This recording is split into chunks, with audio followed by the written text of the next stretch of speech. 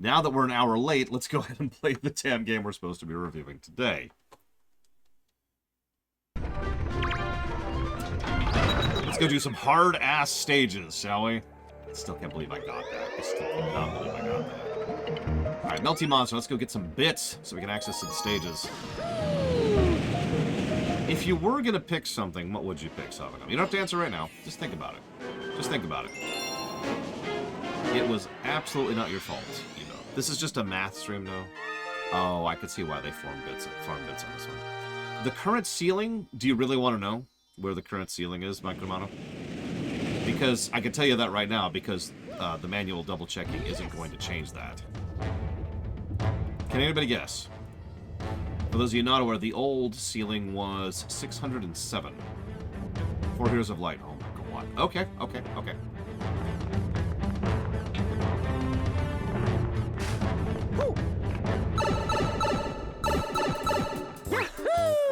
I hate this star. So, Micromano, of course, is just burying the lead there. Now I'm going to feel like unimpressive when I share with you the actual number. It is actually Inquisitor Zero.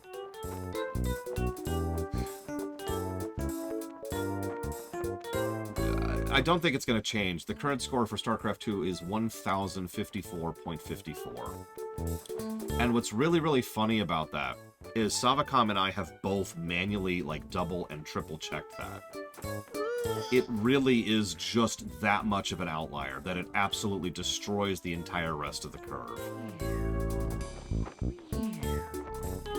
The next highest game is around 600. I'm not sure which one it is yet, because that's going to involve some double checking. But yeah, it's a huge game with 2 gigantic expansions that nails it on both axes. Of course it scored that high. That actually makes perfect sense. And the more I say it, the more sense it makes. It's just, god damn, that destroys the curve, you know? Like, I made a graph just to show it, and the graph was like this, right? Like, nice and smooth. And then it just suddenly did this right at the end for some strange reason. Yeah. Anyways. Oh, yeah, no, FF14 score went up quite a bit, actually. But again, I need to do some double checking, triple checking. Okay, so this is a terrible, terrible, terrible minigame. Let's do it! I love doing terrible minigames. I can't wait to die. Over and over. How many attempts do you think it's going to take me? I'm guessing 6.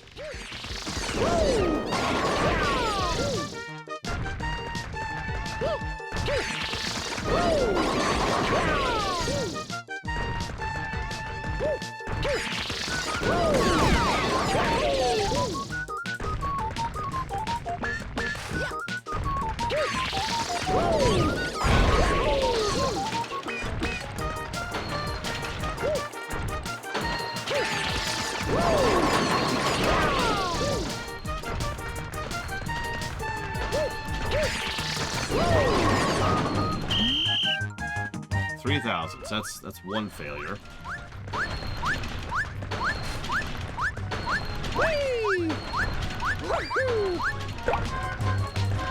Oh, I guess I could just start over from here. Never mind. Raytheon, 100%. 100%. I'll still count that as a failure, so we're still on attempt number 2 here.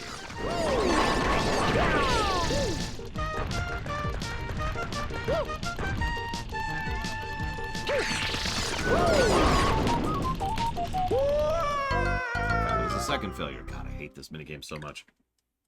Oh,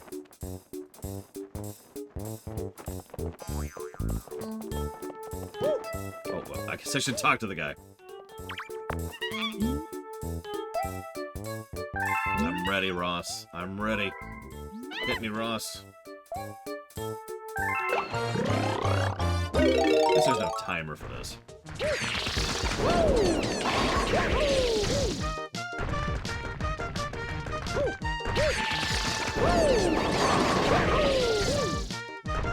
Sibelian is certainly interesting in several ways, but the problem is, like, we don't really have much to go off of Sibelian. In fact, we're not even sure he's uncorrupted at the moment. And don't give me that he was an Outland crap.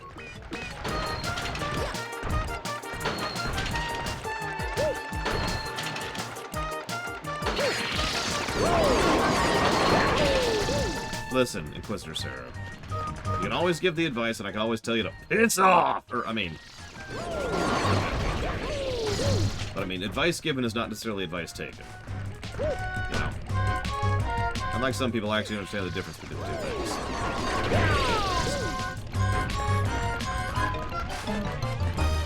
Doing great. You were very, very helpful, Evo. Thank you for your help. Abyssian is the objectively correct choice. Which is why he's not an option. You noticed that, right?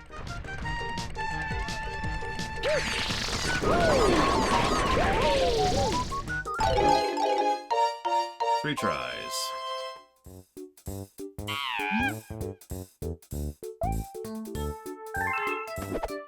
I'll take that.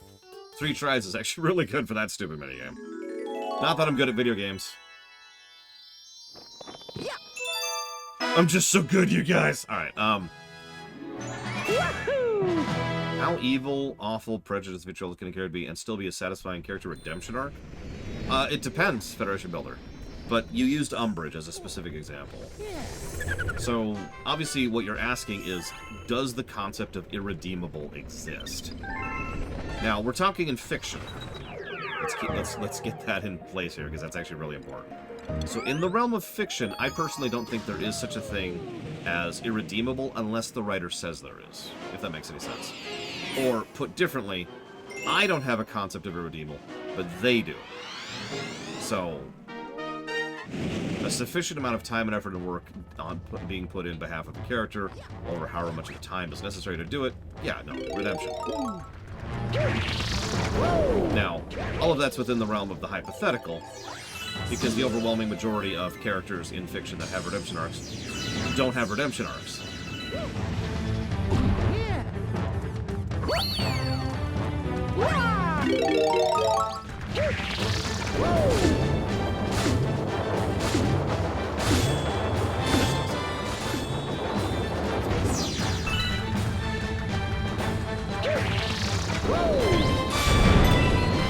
See, an actual redemption arc is extraordinarily rare in fiction.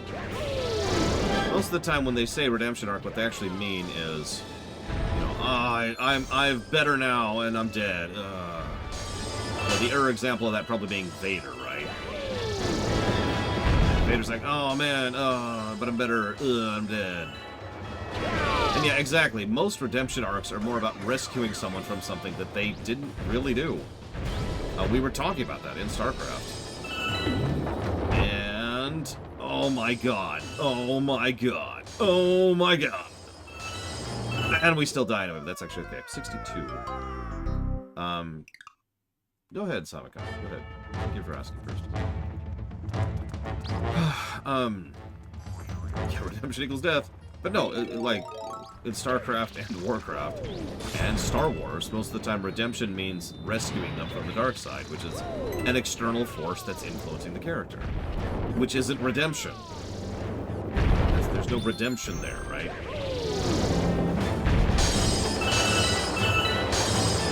I mind control Braegwyn to go eat chocolate.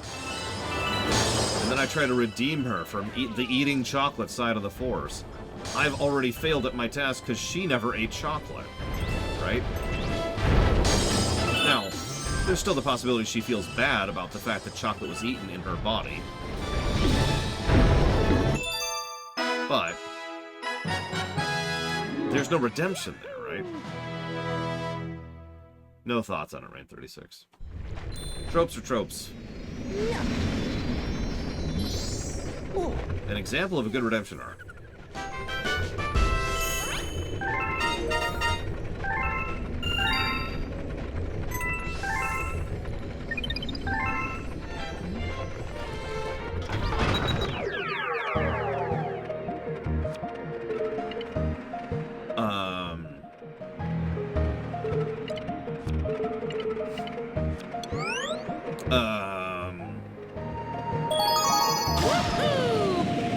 You know what?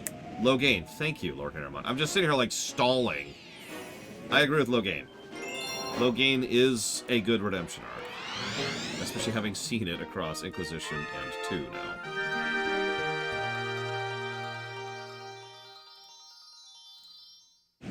Still not the best, if I'm being totally honest. But, you know, it's something. Now I gotta think of a second redemption arc.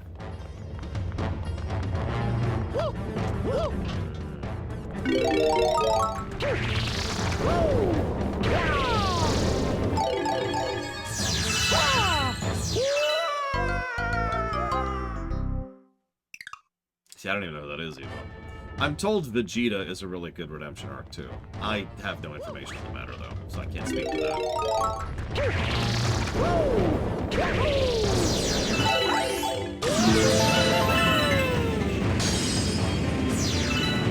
Has anybody here ever read Order of the Stick?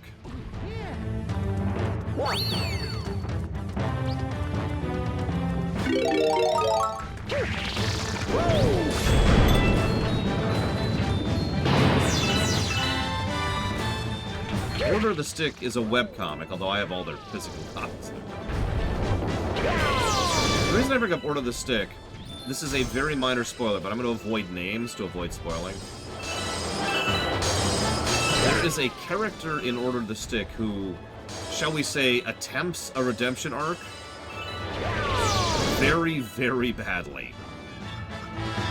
And fails. Actually fails at redeeming themselves. And it's actually probably one of the best redemption arcs I've ever seen, specifically because of the fact that it failed, if that makes any kind of sense. It really talks about, like, the whole arc is really about what redemption means, and why it's not for everyone, and why it should be a rare and unusual occurrence.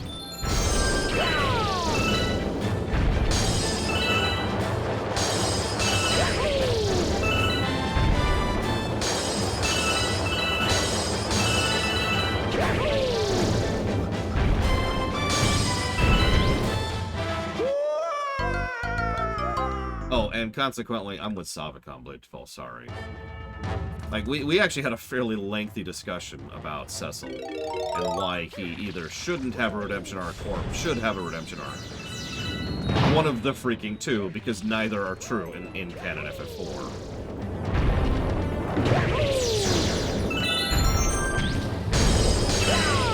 That's something that we talked about a lot when it comes to our FF4, because obviously that's kind of at the center of FF4 narratively and thematically.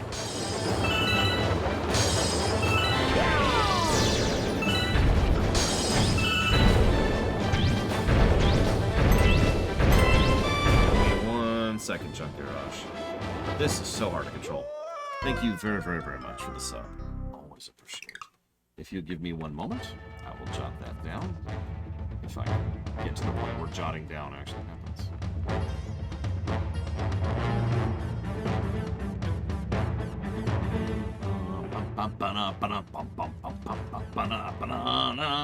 Sorry, what? I couldn't hear you over me rocking out to this music. Which one is Phantom Liberty, Junkie Rush?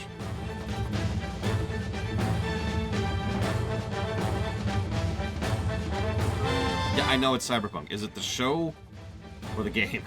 Because at this point, you're just donating for Cyberpunk. Okay. Yeah, I'm just, for future reference, just say Cyberpunk. Because it's the whole game now. Yeah,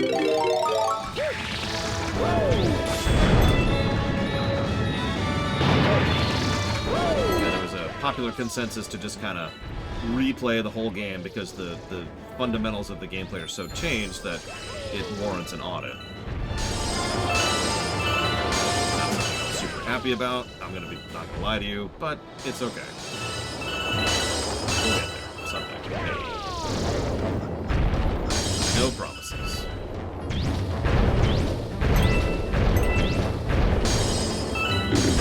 Whoa, that was strange.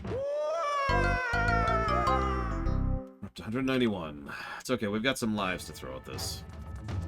Oh yeah, I forgot to even talk about this. Plus to gameplay. I forgot this was even a thing. Cosmic Helper mode.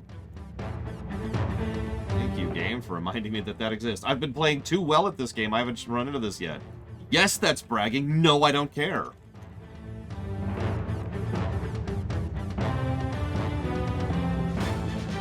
Alright. Yeah, like I said, real redemption arcs are extraordinarily vague. Or vague. Rare. Are extraordinarily rare. You just don't see it. You see a lot of stories that are trying to be redemption arcs.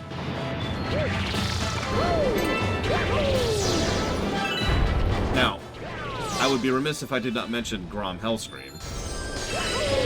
But even that redemption arc is arguably not a full redemption. It was just... It partially succeeded in part because it also partially failed.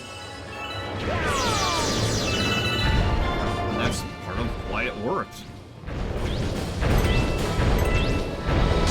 Depends, not this. Like, I would have to case by case that.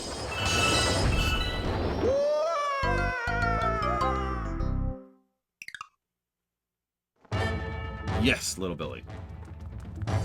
I love that space effect, but that's what Merlin's skin looks like right there. Oh, to be clear, I'm just farming. We've actually already done the level. I'm farming bits. This is the bit farming spot.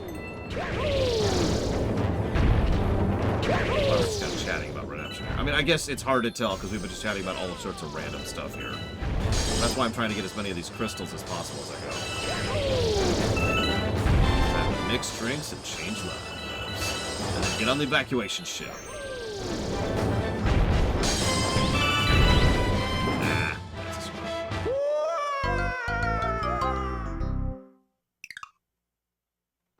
Yeah, I think I'm actually net positive on live so far. 300.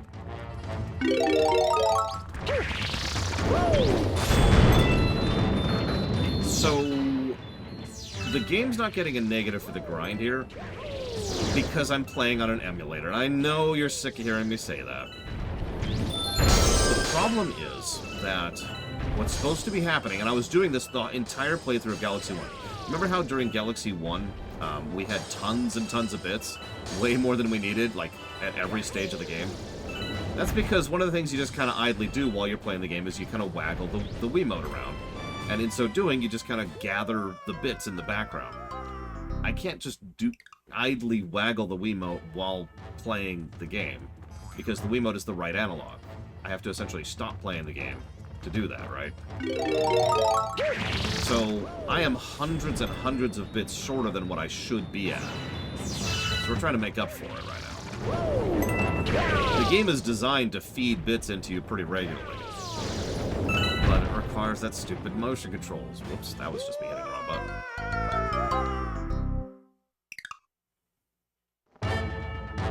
Like, for example, if I had a cheat right now to just give me about 1,500 more bits, that wouldn't even be out of bounds. Like, that would be not a cheat flag.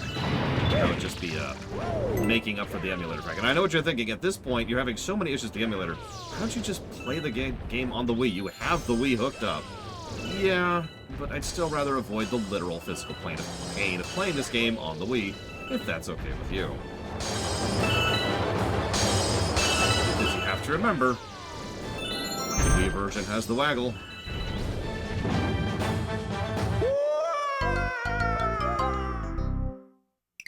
Still, I am starting to suck more and more at this level. Let's see. Redemption arc.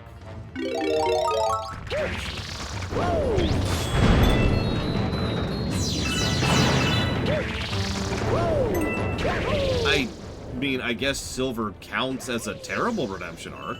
It's not really earned. Silver's redemption arc feels like that after-school special kind of a thing, right? You see, I've learned something today. Straight out of South Park.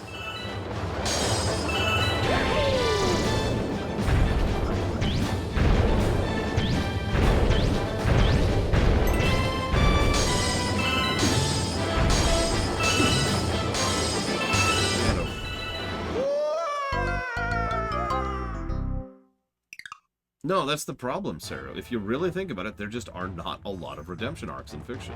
There's not a lot of good ones. Eject?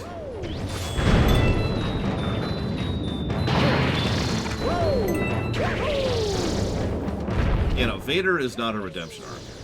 Vader was not redeemed. Mr. Huthor would disagree with me if he was here, but he's not here! Oh, shoot.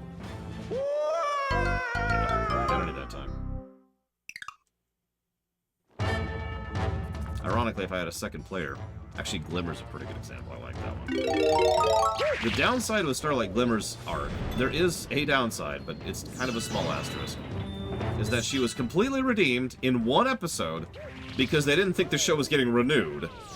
And then the show was renewed, and then they went through her redemption arc over, like, the next entire season.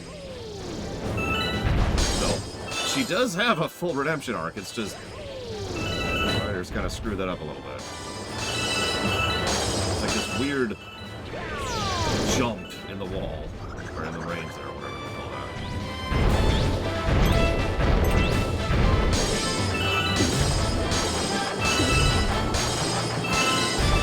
I think we'll just go with 500. Fill up? Okay. I actually screwed that up.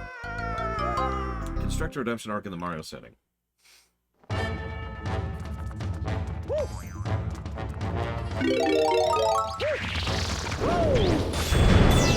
Alright. Do you know who Fawful is, Mr. Red?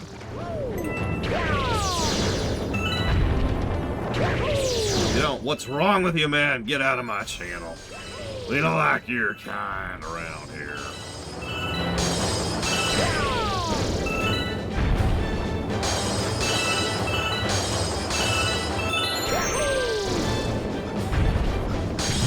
I agree with Pillars of Snow, by the way. Vader was never redeemed. I think I already said that, but it's important to note that either Vader and Anakin are different people, in which case he was never redeemed, or he never actually redeemed himself. He did, like, the very, very, very first step of redemption. And then died.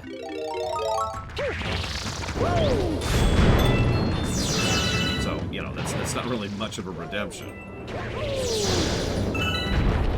Apparently enough for the afterlife, but whatever.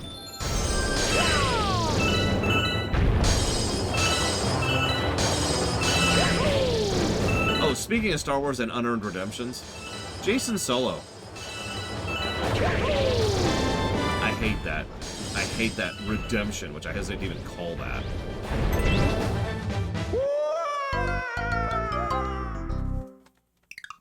Like, Jason's like, oh no, I have to redeem myself at the last freaking minute after literal years of being an atrocious monster for no good reason. Oh no.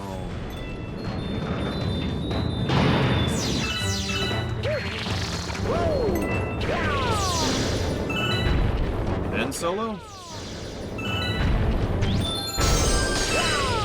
Ben Solo has pretty much the exact same problem that Vader has. I actually think that Ben was on the route to redemption. And I'm probably biased because Adam Driver is amazing.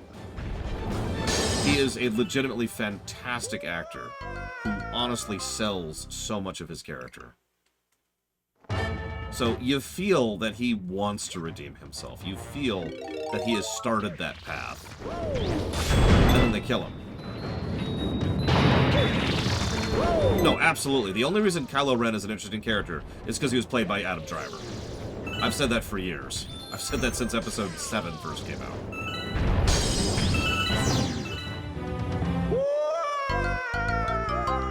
I kind of did too, Justin. Like, I thought that's the direction they were going with that. I thought that Episode 8 was going to go exactly that way. That he was going to be redeemed and fight against the Order and the Resistance. Like, they were going to form, like, their own new faction with him and Rey. And then, you know, they did the dumbest possible thing. I hate that freaking movie so much. No offense to anybody who likes Episode 8. I hate that freaking movie. God dang it.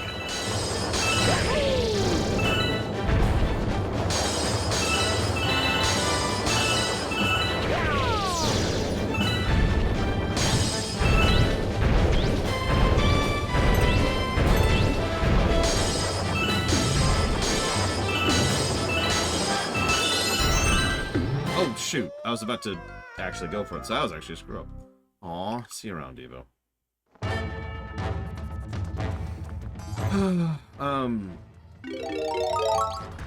I need to actually beat the level now. That's the funny thing. Like, I could keep farming bits, but I do kind of need to finish this at some point. I don't think I'm going to get all, like, 2,000 I need here. It's going to take some time. So let's just focus on finishing the level.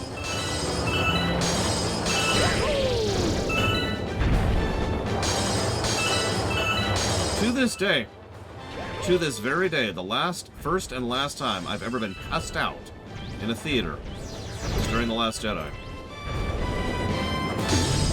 I know that's just an anecdote and doesn't really indicate anything, but it says so much about that film, you know?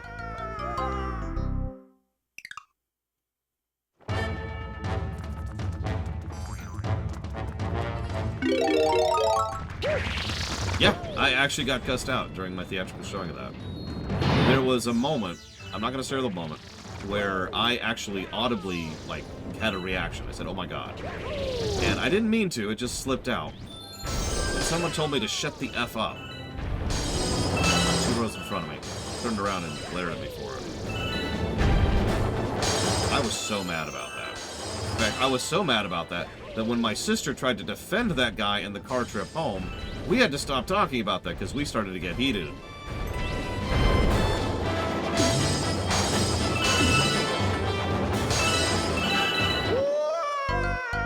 Well, on the plus side, I'm getting a lot more bits. My lives are still going up, too. Oh, agreed, Junk Garage. If the sequel trilogy was just terrible top to bottom, it would be easier. Like, Phantom Menace sucks. We all agree on that. We've all moved on from that. We get it. We use it for meme fodder. The hyperspace cannon, please call me. Or whatever it is, the holdover maneuver. Non-context spoilers. Non-context spoilers. Like I was just talking about, even a single character, Kylo Ren, is simultaneously an extraordinarily bad character and a really, really good one at the exact same time. At the exact same time. Okay, I need to beat this stage. Can I do this? Yes, please. I keep my bits, right?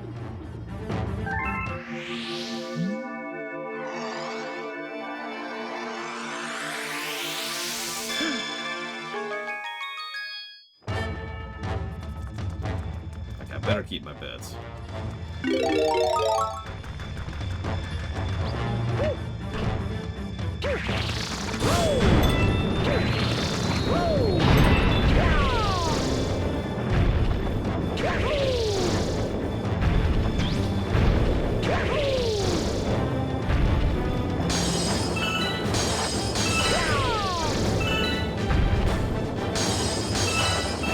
What's funny is the actual fight itself in the fight in Episode 8 is actually pretty bad.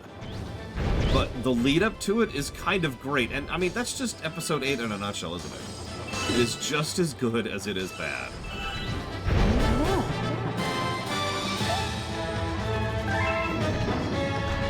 Okay, we have all the bits. That's all I care about.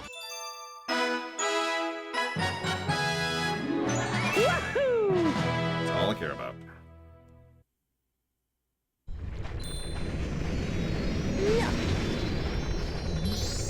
Oh, yeah.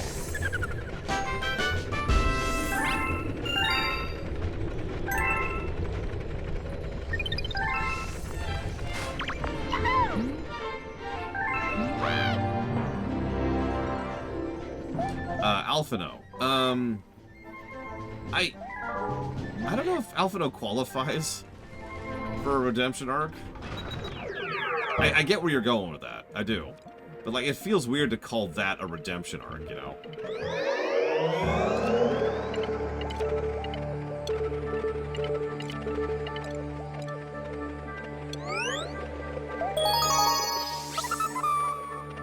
Yeah, I feel like that's more of a character growth than a true redemption arc. I know that all redemption arcs are, by definition, character growth, but you get my point. For Dola, I like that. I like that. Fordola is a pretty good redemption arc, I think.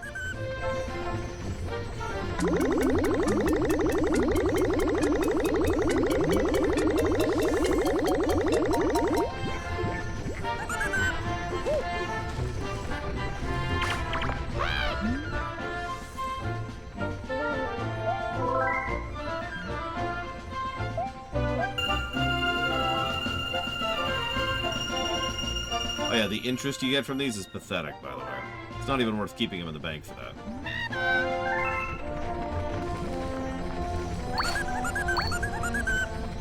Show that off. If you're paying attention, for 1,000 bits, we got 9 is in interest. So it's just like a real bank.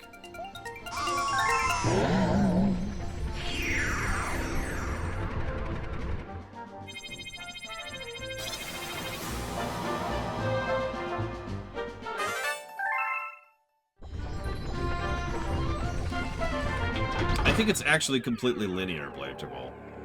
I looked it up at one point. I don't remember right now. And it's gone.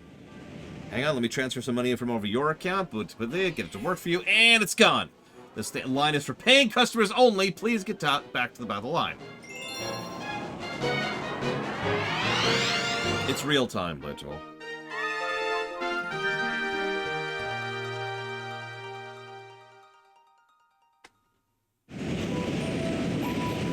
Oh, this stage. Yeah. Yeah. Okay, we're gonna pull out the save states here. Let me adjust the controls of the very legal version of the game I'm using here.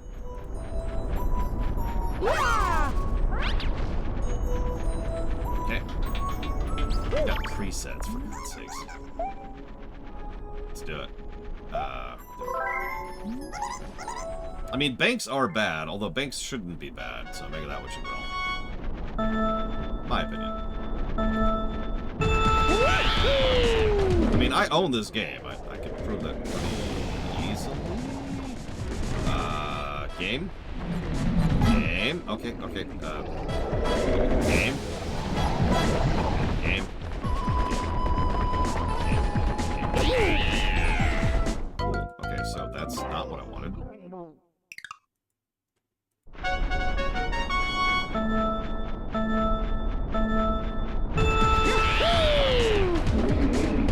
Nope, still wrong. There. Okay, okay. It's fixed in time to succeed at everything.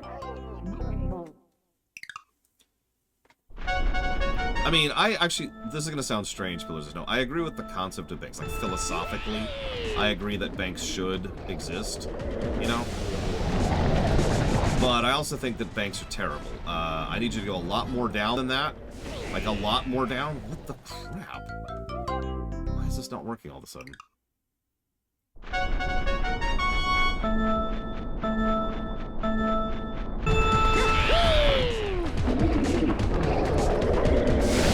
There we go. Okay, we're good, we're good.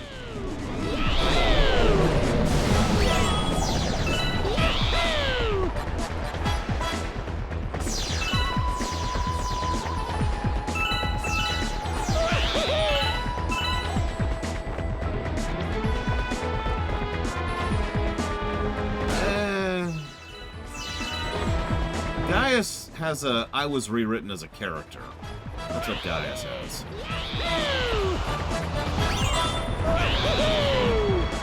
That's honestly a little bit different. I'm sure they wanted it to be a redemption arc, but no, he was rewritten. And I do think that's different. I'm trying to think of another example that I'm failing right now because this is a lot harder to do than it was. But you know what I mean, right? When they just kind of completely change their mind on the type of character a specific person is! I missed one? I missed one somewhere. But yeah, when they just completely retcon who a character is, that's what Gaius went through. See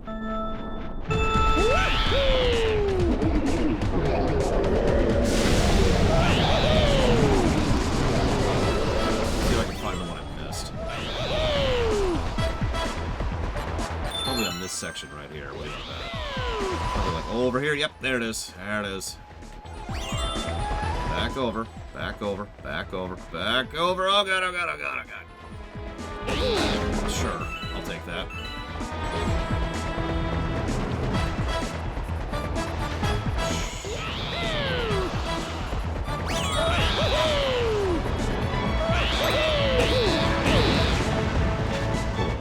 I'll accept that too. just want you to know that. I don't want anyone to sympathize with me. Don't give me your pity. You just belittle me with your pity. The comet's all that matters. Oh, okay.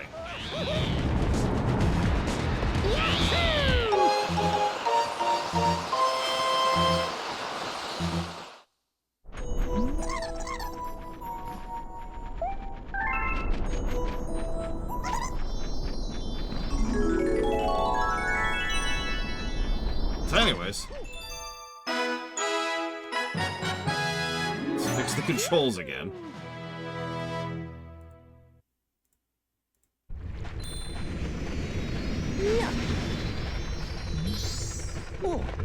I don't think nations can be redeemed like that. That's not how nations work.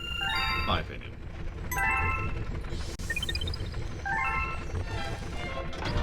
Dude's like, hey, you died a lot. You okay there, buddy?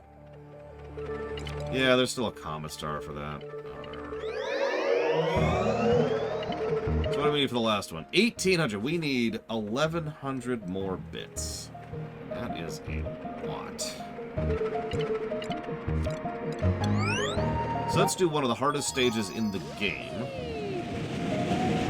Seriously. I have so many bad memories of this stage.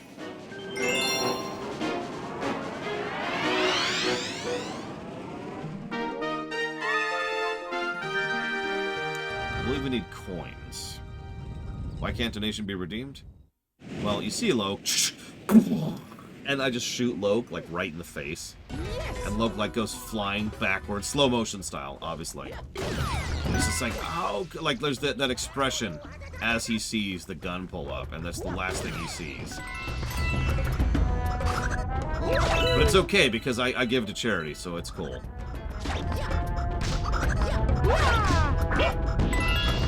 I am redeemed.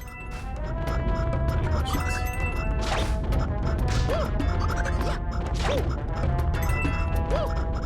Because a nation doesn't exist, is the answer to the question. Like, there's no such thing as a nation. A nation is a category. Something we kind of apply, but there's no nation to be redeemed. There might be redemption for the people that are involved in that, but you can't just redeem a nation, right? I mean, just ask the Belkans!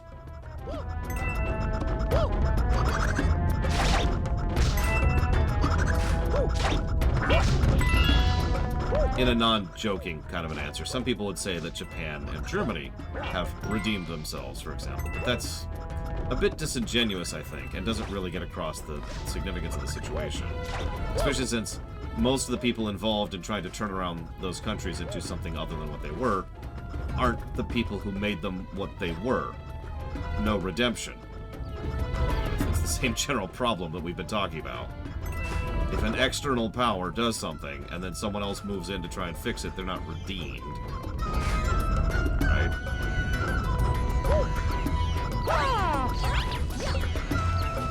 Yeah, exactly, Pillar of Snow. People died in that war, it's weird. And immediately after it.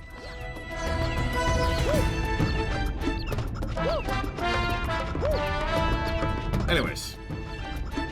All I'm trying to say is, death to all.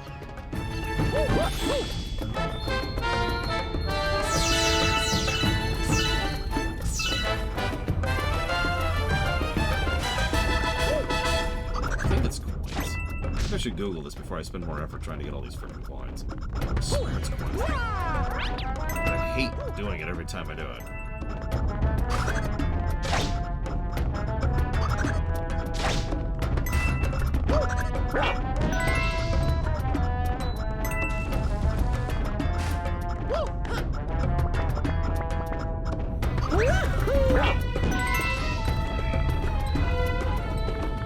Yeah, I know, Little Billy. I know.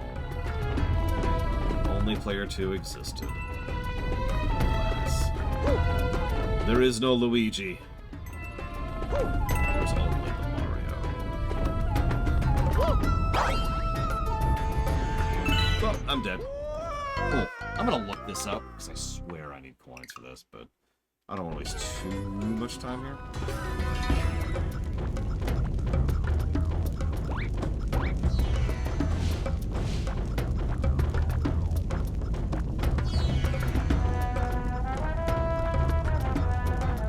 Okay, so I actually only need 30 coins. That's not too shabby. So let's work on getting 30 coins. I don't see a Luigi. What are you talking about?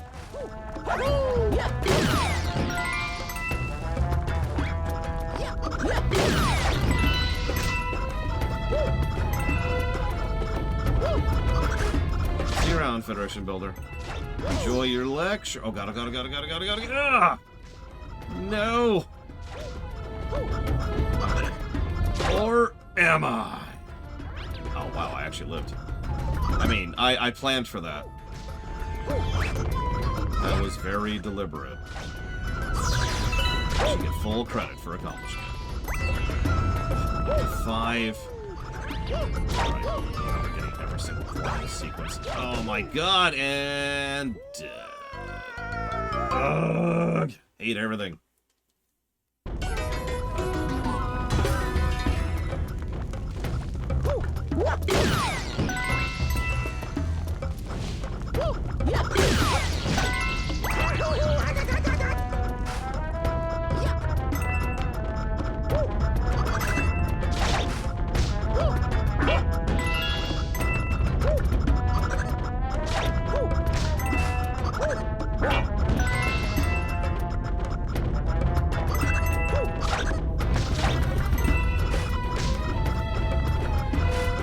I like the song. I've actually heard this song before, but it's still a good song. Okay, so there's one more there. There's 2 more. Just 3 coins we're missing.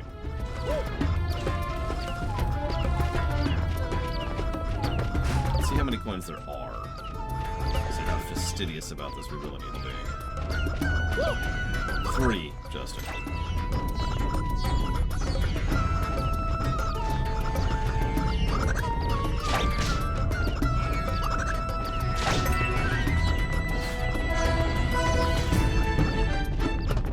Oh god, are they salvageable, Yura?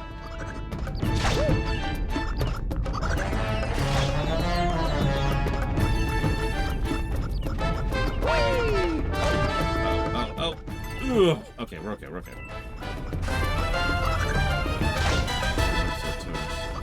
Oh yeah, you're here, Yura. Which I suppose you have been this whole time, but look, I'm stupid. Okay, so that's 18. Ugh. Still need 12. 9.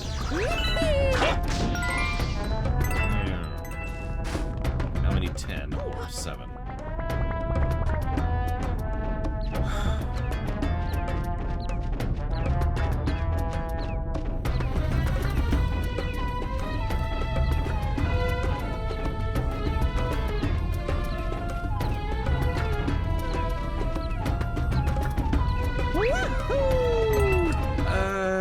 I don't know, Saru. I mean, I hate to pull the It Depends card, which is the card I pull every single day of the week. But even amongst the real Asians, the big 3, there was a pretty wide variance in their overall power levels, right? I'm going to indulge in a save state now that we've got 30 coins, if that's okay with you, because I hate getting those 30 coins. I don't want to, like, fall down and be like, oh, I have to do it all over again. Or we could just do it perfectly. Yeah, no, exactly, Blade 12. So it kind of varies, I think. Having said that, hypothetically, yes, Sarah.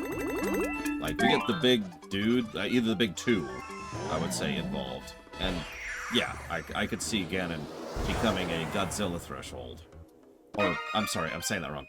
The Asians being the Godzilla threshold, excuse me.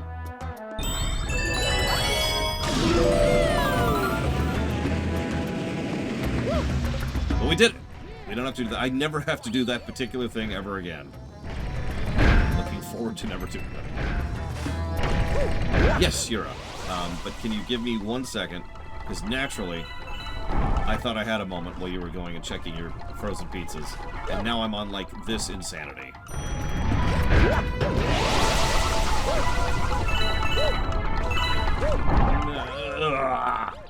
Jesus. I have several people who are excited about the new Godzilla. It's kind of a reboot, from what I understand. I'm not sure what direction they're taking it yet. But I suppose nobody is, and we're dead. Okay, cool. So you say you hate blue, Yura, and joy, but hang on.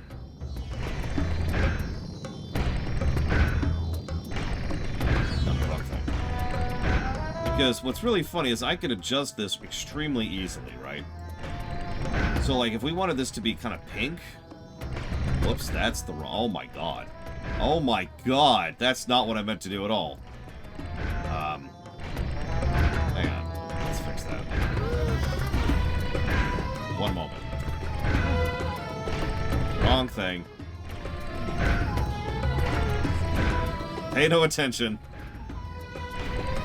Didn't mean to break reality. Okay, there we go. So, like, we could do pink, you know, over here, like this.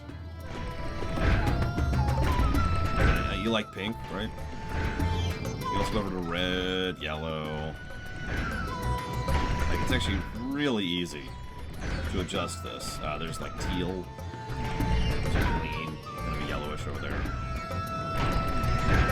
But I don't know this is quite what you were thinking, because you wanted something gray. Which is actually also very easy to fix, because all we can do is just pull this down. And then there's gray, right? We can also really crank it up. That, right there, is a PS2, PS1 layout. Look at that. Look at that. Or we can just pull it down to here. I do like unicorn vomit, but I don't know how to do that. Like, I'd have to be like...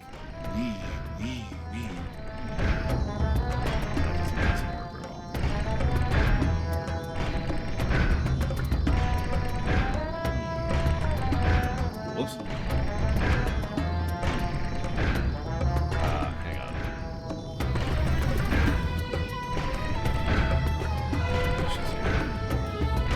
There we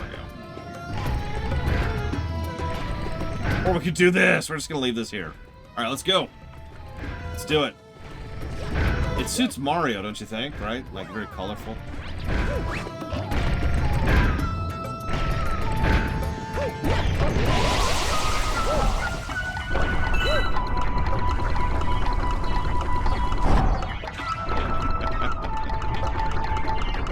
It kind of suits Mario. It kind of does.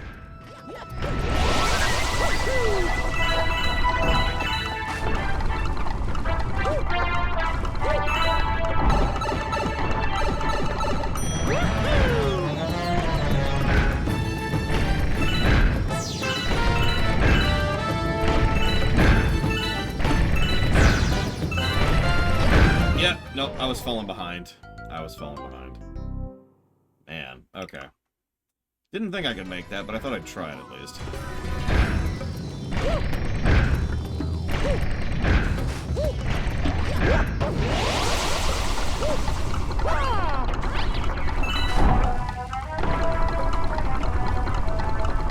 I realized, like, grayscaling it would be extraordinarily easy. As you can see, I can literally do it on the fly. I thought I'd try it out, see what it looked like. That's why the game is grayscale right now. It's definitely me doing it and not the game.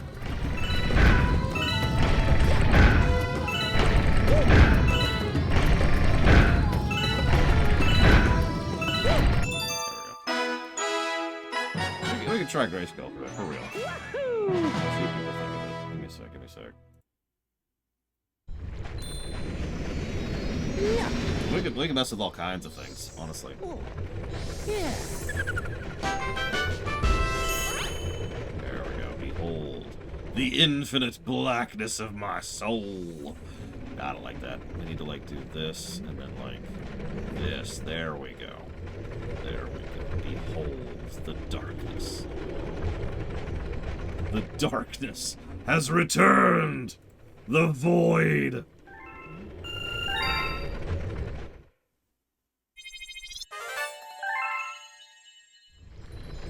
On the plus side, we just got one of the most irritating stars out of the way, so that's cool.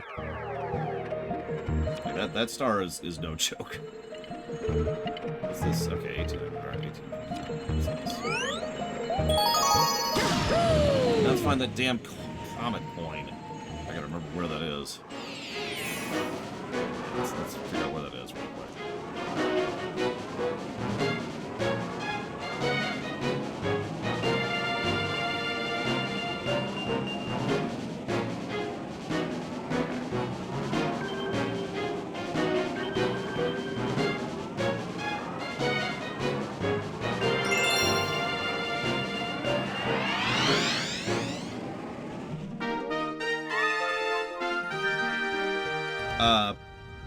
I think they're gonna probably... You know, I have no idea, Zar. I don't know. Yes! I do not have enough information to gauge, so I'm not sure. It probably hasn't even occurred to Sony to care one way or the other.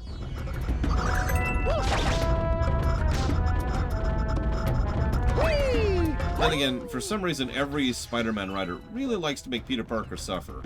And by Peter Parker, I mean Spider. The very spider people. It's been argued it's an intrinsic part of the character. I'm not sure I agree with that.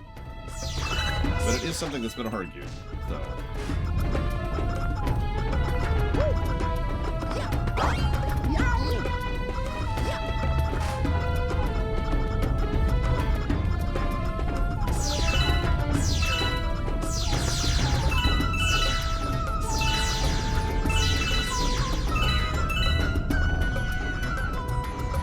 I mean, there's being relatable, and then there's my life sucks.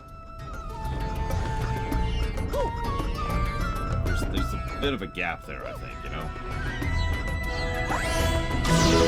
Honestly, I think that's the same problem they made with O'Brien. They love to destroy O'Brien's life for basically no reason other than just screw him.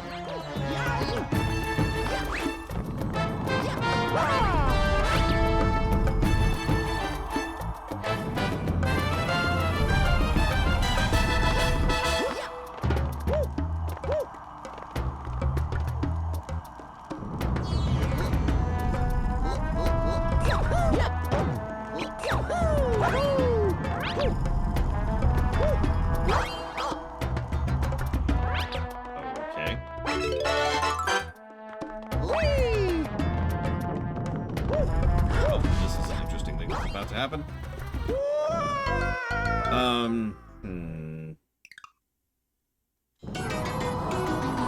I would go with a human Inquisitor Servo if you put a gun to my head.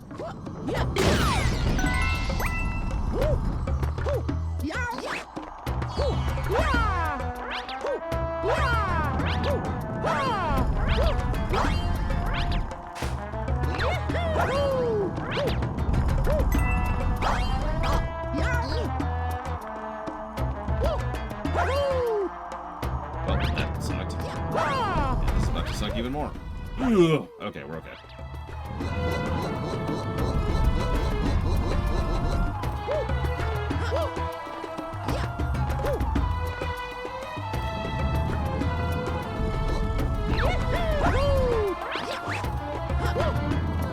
I mean, once I had the base stuff made, the rest is easy. Changing colors, that's a joke.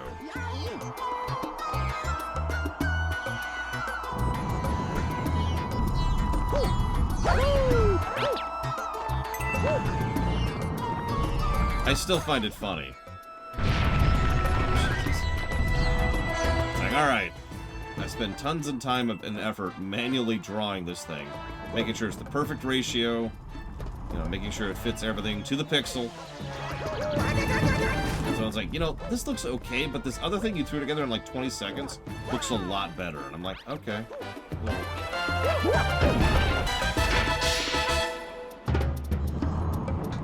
Okay, 20 seconds is a slight exaggeration, but the SNES streaming screen, yeah, I put that together in like 5 minutes.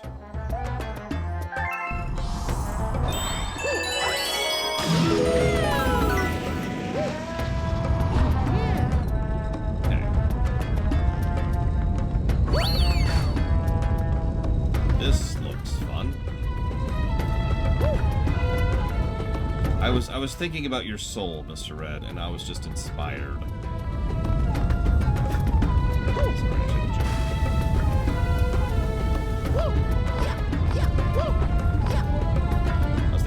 my soul, and I was inspired. Okay, that was just terrible.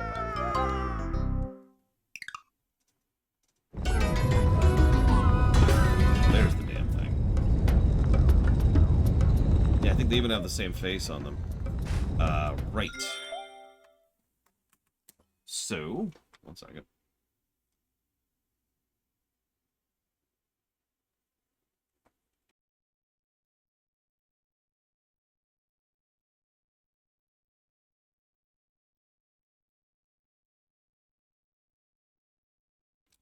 It's a good question. Is anybody else experiencing the lag? Are you experiencing lag? Maybe Twitch isn't for you. If you're having these side effects.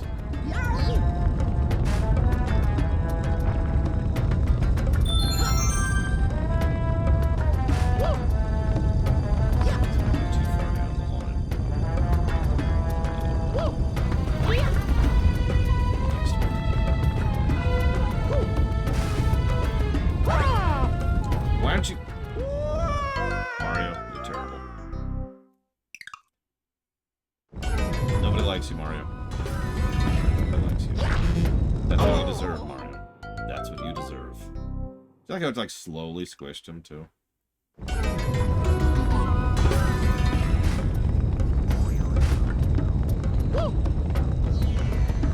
Real talk, getting crushed to death is like a thing for me. Like, I know death sucks and there's all sorts of horrible deaths, but for some reason being crushed to death just really bothers me. There was an old horror movie which was really dumb. It's like 13 Ghosts or something like that. And there's this one part where the guy's like, ah, ha, ha! I was secretly evil the whole time. And I was like, oh my god, we're very shocked by this. But ignore the big twist. The point is that he immediately kills his accomplice by crushing her to death. And he's crushing her between panes of glass. Which means we get to see it. Why do you keep doing that, game? Yeah, no, it was just like, ugh! I didn't want to see that, you know?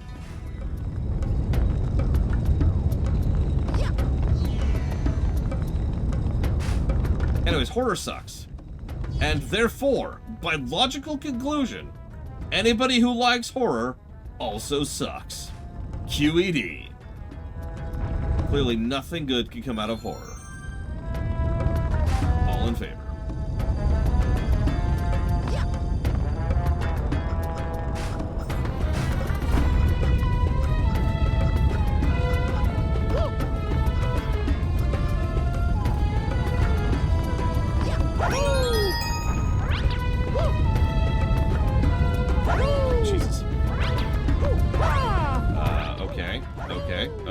Okay. Hi. That's right, if you don't like horror, then you are objectively a better person.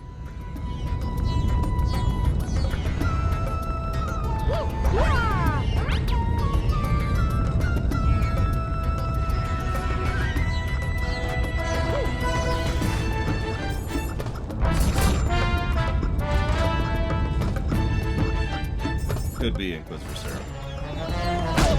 Whoop! I apparently went forward like 1 millisecond too fast there.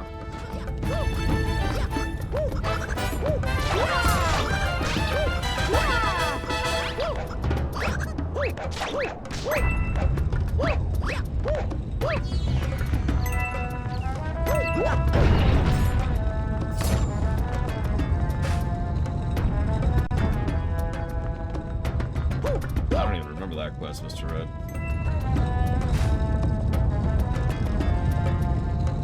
I believe you. Secretly, Mr. Red was always lying to him.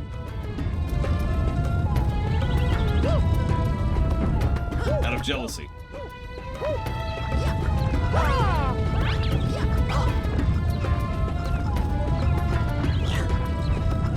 Oh, so ARR, Yura?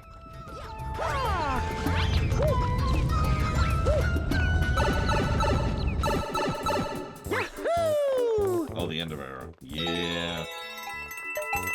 Yeah, there's a point pretty far into ARR where I put the game down for like, God, 4 years.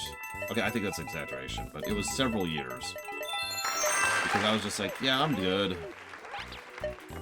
And what's really funny is it was like 2 quests before the story actually got good. No joke. It was right before it. I, of course, didn't know that at the time. I can even tell you the exact point at which it's at. It's the second time you go out to that little, like the monastery place with the graveyard right outside. After recovering from a certain event.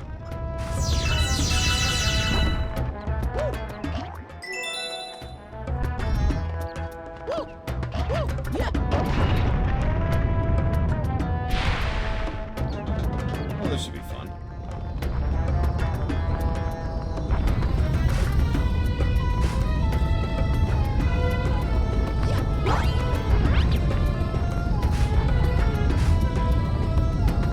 Yes, little Billy. There. Okay, strange.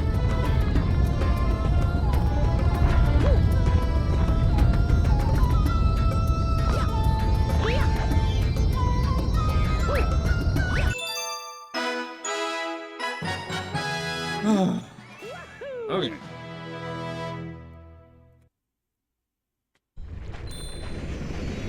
Yeah. Oh. Yeah.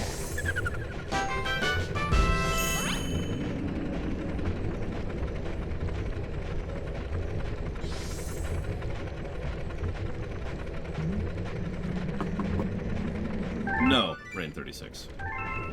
And it never will be. Ever again.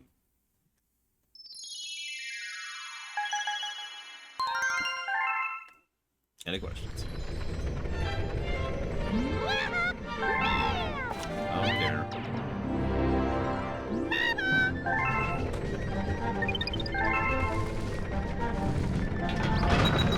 Yeah, I think after the experiences of the last time we tried to stream Mario Maker 2, I think I'm just going to kind of quietly veto those games.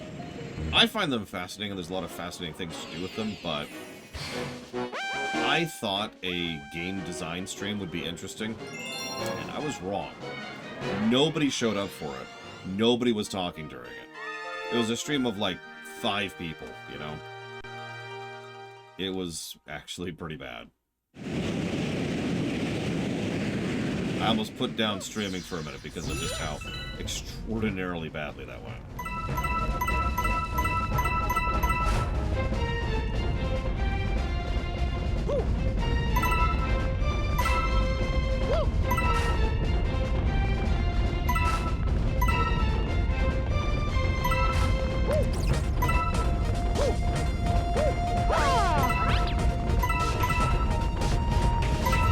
I don't know when it was. Did you know I have a website? The archived run is still there. We talk about space denial and escalation of platforming challenges and all kinds of fun stuff. It should be on the VOD channel. It's not even that old, really. Obviously, because it was Mario Maker 2.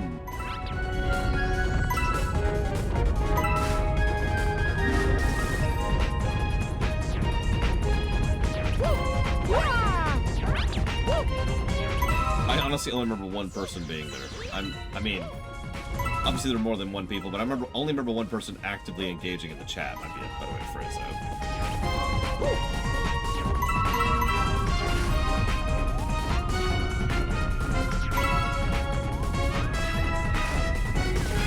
I mean, you know what I'm talking about, right? You get a little self-conscious when you're just talking to the room. You know there's people out there. You think there's people out there anyways. You're not sure. Maybe. Oh god, am I just talking to myself? And you get that vibe going, and it's like... That's what that whole stream was like. And I admit, I find game design absolutely fascinating. But I'm the only one, so... I gave up on life. Killed myself, and then was raised up as a lich. And here I am today. Any questions? Not you, game.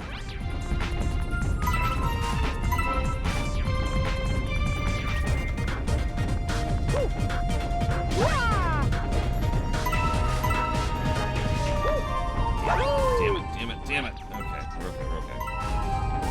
This wasn't timed. Ooh, that was some weird momentum canceling. Yeah, but it doesn't get rid of it completely. I need Undeath that, like, gets rid of fatigue, you know? That's what I really am after. What's funny is now, having done so much more analysis and study, especially on platformers specifically, I think I could actually talk about more and discuss more when it comes to, you know, that kind of a game design stream. But I still am not sure it's a great idea. And so it's still probably kind of soft veto. Let's not poke that particular bear again, you know?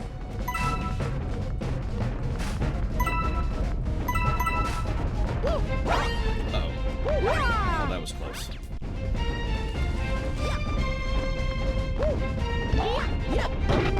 It could have just been the I only care about story crowd problem, too. Because this is a few years ago. No offense if you're one of those people who only cares about story. But it's hard, you know, for someone who only cares about story, you're not going to show up for a stream talking about game design, right? You don't care.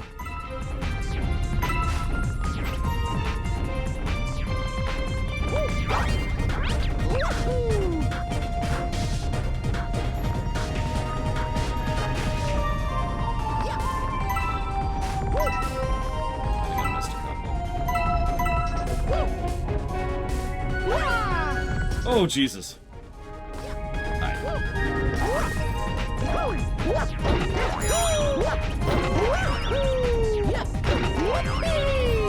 Okay, yeah, so I'm missing several.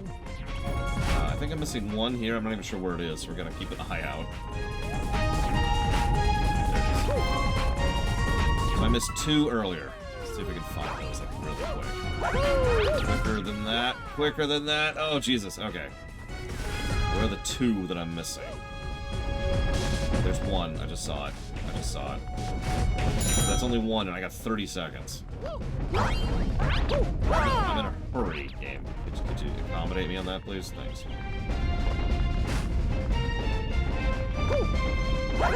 Yeah. Okay. This is just irritating at this point. I'm gonna have 99. I don't know where the one is I missed. I really don't know where it is. So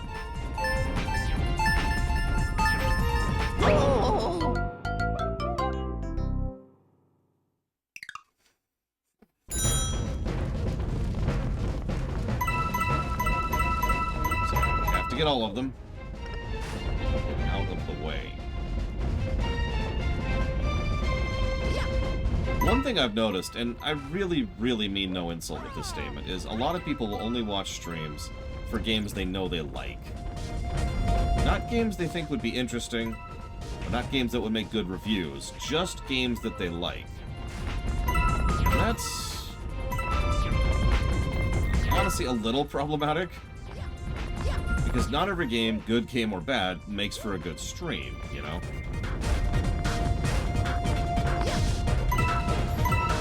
And I will go ahead and count myself on this category, too. Because some games I thought would be good streams were obviously not. But more to the point, I have the same problem when it comes to speedruns. Not every game that I enjoy is a good speedrun.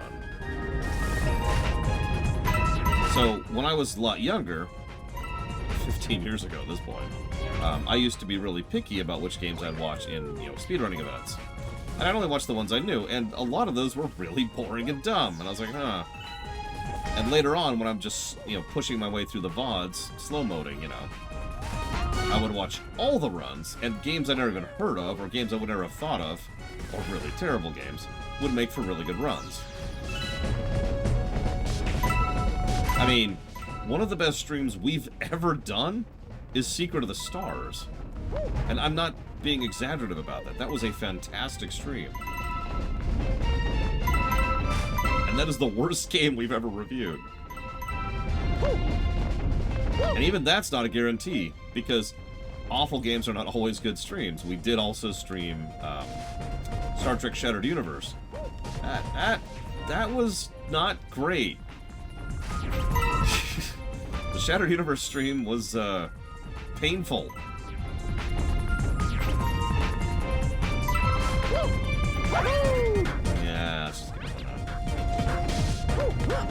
Good stream? From my perspective, any game where the audience is engaged is a good stream. Even right now, when we're not even talking about the game we're streaming right now, this is still what I would call a good stream because y'all are talking. We're chatting, we're having fun. There's a degree of engagement going on, right? And occasionally you get to see me fail horribly or succeed awesomely.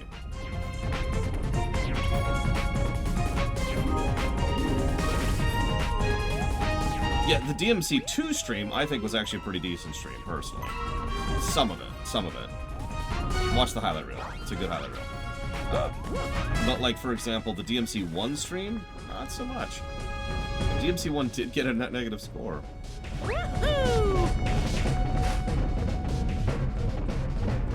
Yeah, Kingsfield 4 was... God, it was such a painful game to go through, but it was, honestly, still a pretty good stream, and the highlight reel definitely highlighted that.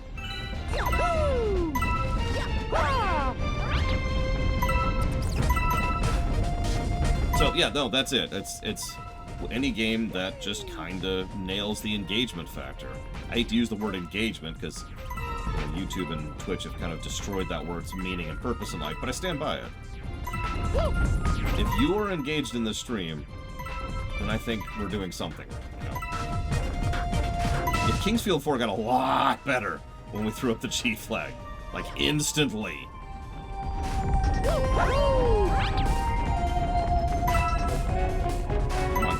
Come on. There you go. Okay, that's okay. I can accommodate that. I got a minute left. Nice and steady.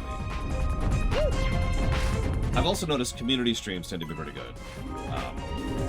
And Tor and FF14 are probably the examples of that. Excuse me, it's Tor, FF14, and STO, which I suppose is kind of a duh, but I mean that. All three MMOs have been good streams, and not just because I know them or because the MMOs were interesting to cover, but because we got people engaged and involved. Streams. Oh yeah, Polemic Day. This is the best Polemic Day we've ever had this year. I'm still kind of gobsmacked by that. It was really, really good. Halo did have engagement. That's true. That's a true statement. I didn't actually keep track, unfortunately, Yura. So I don't know. I wonder if it's recent enough I could go check right now. Hang on a sec. Let me see if I can check that. I mean, that's normal, Blade Jamal.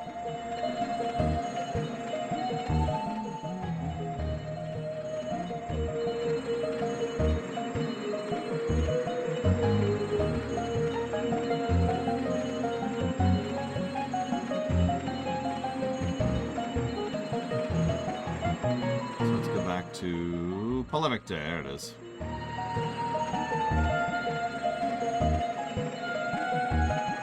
Oh, wow. 345 for Polemic Day. 345 unique viewers, which is the main thing I tend to track for those kind of things. That's pretty high for me.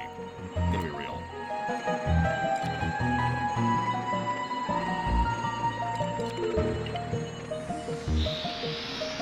Yeah, no, that's solid.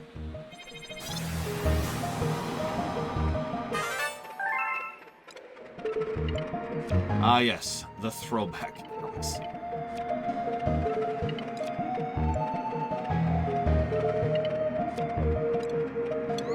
Alright, here's my next political stream. Here's my opinion about the President of the United States of America.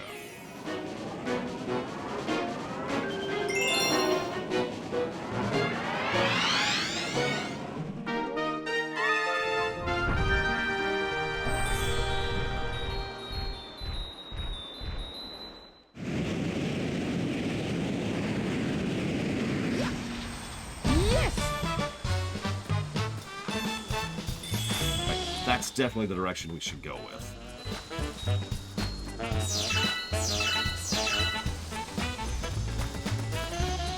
So yes, welcome to Throwback Galaxy, aka nostalgia, right?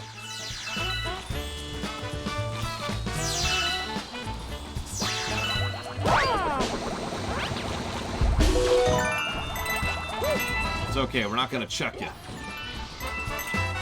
Oh no, I always talk about something whenever I do those. I always say something. I kind of have to. I can't if I... Like, it doesn't work if I don't. Well,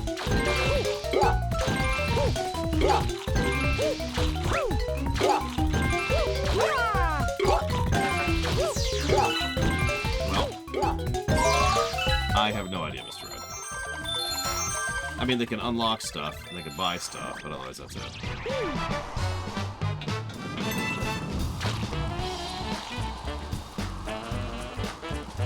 So yeah, Deja Vu. We were doing this stage just last Thursday, I want to say.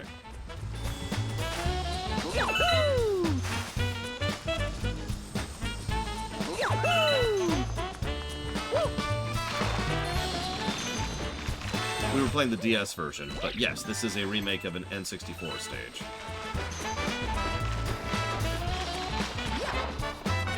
Roxy.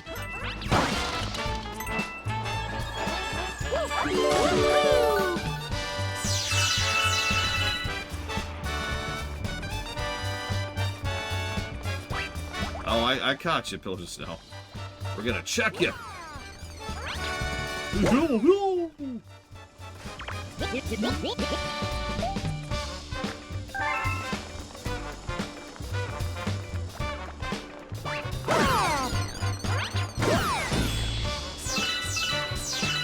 As I've said a few times, nostalgia can work if you do something with it.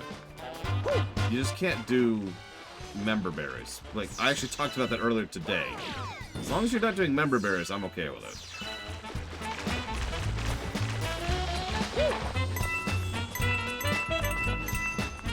Actually, yes, I have. Absolutely, Primer. I credit you guys. The community, you guys, has just been kind of awesome for a long time at this point.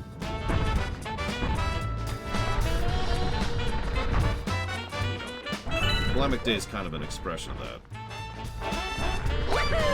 So you can tell this is based on the N64 stage and not the DS version because there's no extra platform down below. Ooh. Correct, Czar. There was, Yura. There was one person who was kind of being baity. And they're gone.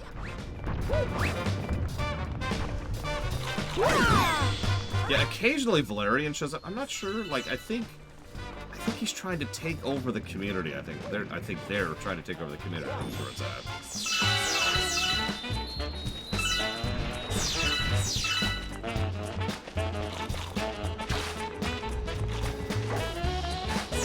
I've heard. This is gonna sound like a strange statement coming from me, because I'm the one being affected by it. But I've heard differing accounts on whether or not I should get any credit for this community or not. I'm kind of a third party there. I don't really have a lot of a stake in that one. It's just something interesting to think about.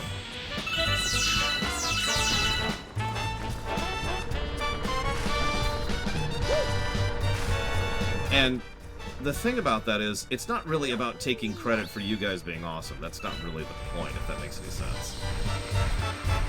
How many decent YouTubers or streamers have you seen who have an awful community?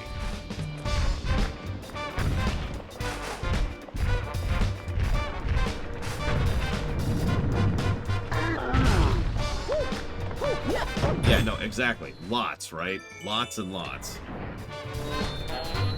And I bring that up because most, and speaking professionally, this is not presumption, most YouTubers and streamers make no effort to be a part of their community.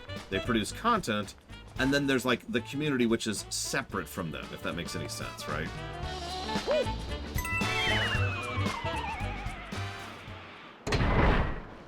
So you were saying, Little Billy.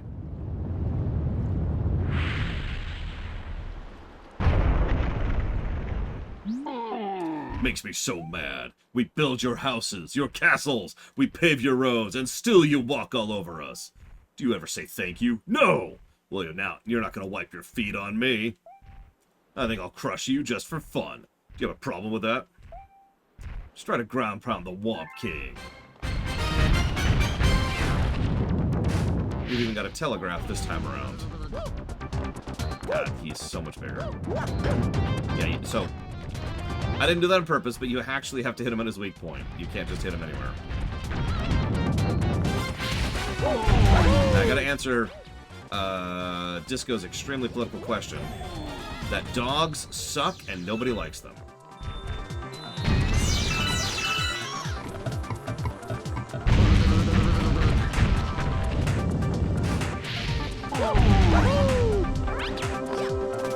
It's true. Nobody likes dogs.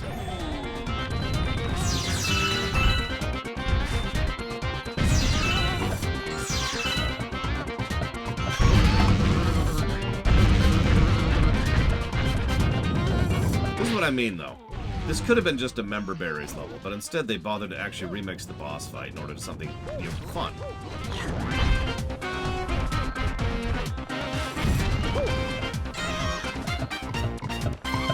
I saw it. A little visual indicator there on top of everything else.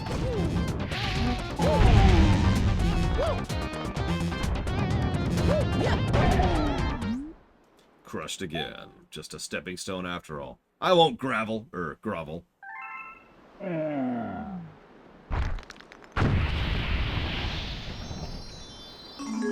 yeah, no, you're exactly right, Roxy. Most communities, there's the VIPs, who the people actually engage with, and there's the other 1,000 or so people.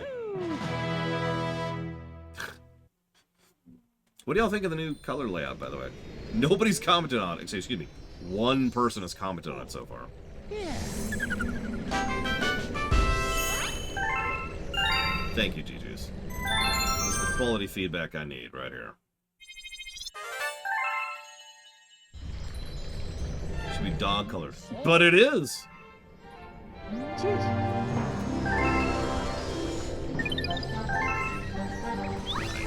play Turval. In darkest day, in brightest night. I mean, I am a black and white kind of a guy. Mayhap, ironically.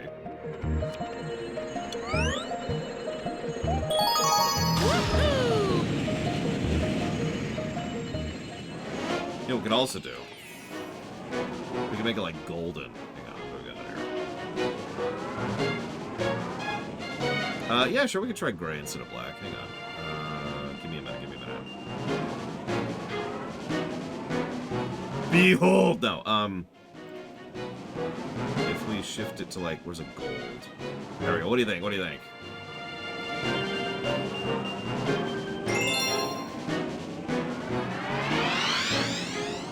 Behold!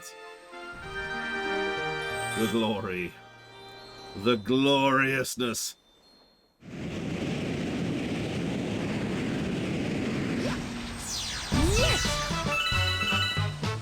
I thought about doing purple, just because I like purple.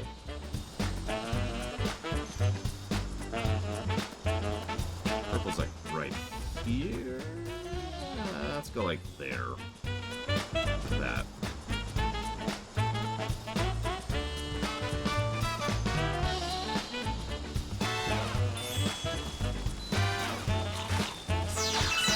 Oh man, that run was a long time ago in Crimson Zero. I remember that run though. Dunbar's number. Actually, I am familiar with that, yeah. I'm sure it has something to do with it. But I also think Dunbar's number is too simplistic, to be completely honest with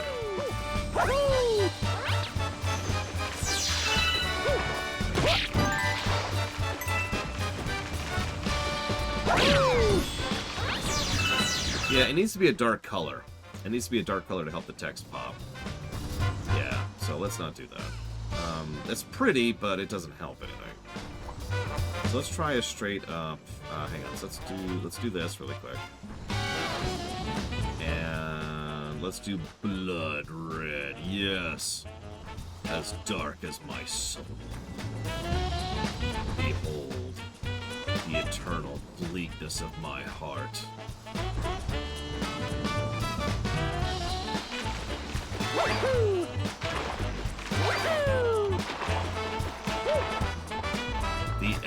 bottomless abyss calls to me.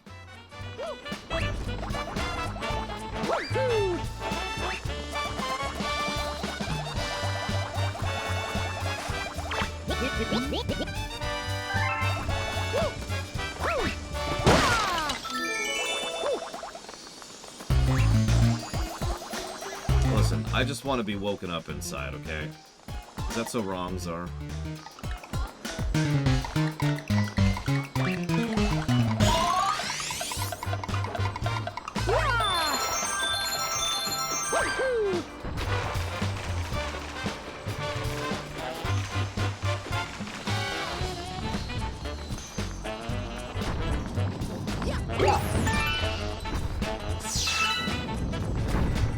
It is a good song, honestly. Yeah, I don't think that really suits my tone. Hang on, let's reset everything for a second. Let's go back to here. Let's pull it down to basic gray. Sit at that for a minute. Oh, the fanfic? Listen. I should let you know that simply mentioning the fanfic is actually punishable by death. So, if I could have people assassinate Czar immediately for mentioning that stupid book, I'd appreciate that. Thanks.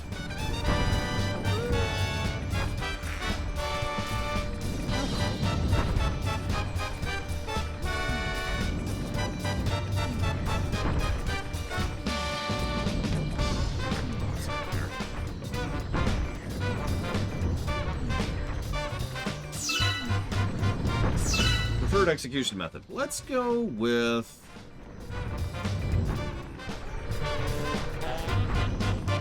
Are Am I Immortal? Isn't that just our Harry Potter? Which is not happening, by the way, because screw Harry Potter. No offense to anybody who likes it. No judgment. But, no.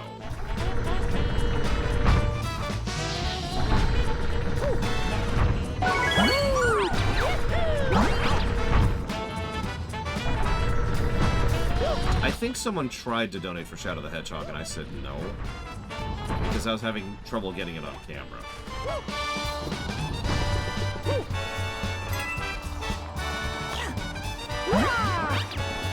Yeah, see, this over here was all platforms in the DS version.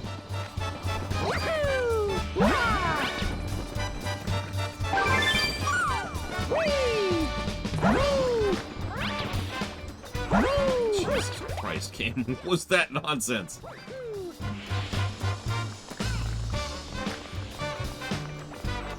Like I said, no insult intended to anybody who likes Harry Potter. Ignoring the obvious problems with its author, which are separate from the books itself. The fact of the matter is that the older I've gotten, and the more I've analyzed fiction, the less I like Harry Potter. It reminds me a lot of Star Trek, actually. In that it's an extraordinarily huge case of underthought. I usually use Star Trek as an example of what underthought even means, but really, Harry Potter has more underthought than Star Trek, by quite a margin. I missed it completely, Primark. I'm sorry. Do you mind repeating it, please?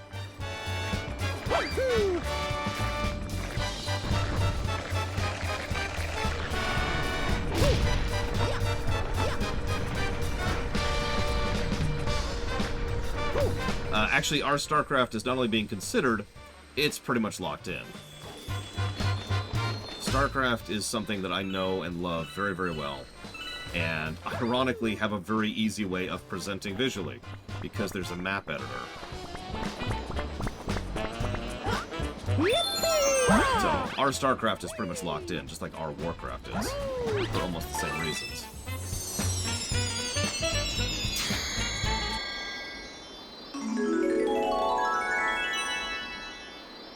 I never found the Comet Medal. It's got to be in the first stage, which means I got to do the boss again.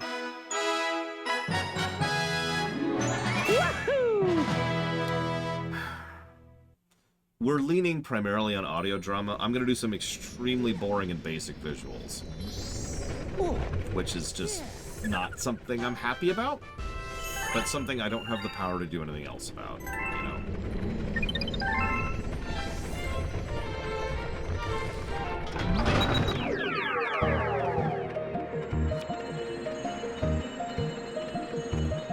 you pick and then come grab my phone then, period.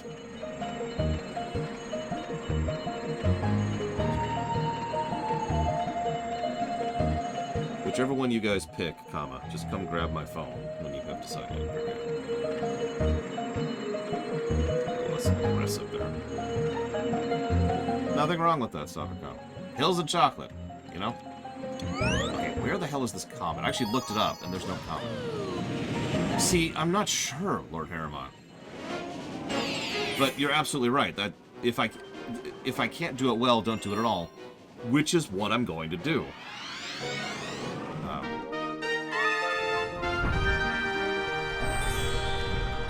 Which I know sounds contrary, but no, I mean that. Like, you don't understand how extraordinarily basic I'm going to be thinking with regards to visuals. Like, RFF1 was pretty basic, but I still put a lot of effort into RFF1's visuals. And thus a lot of time into RFF1's visuals. We're going more basic than that. I've actually already put together all of the visuals for RFF2. And they're nothing very fancy.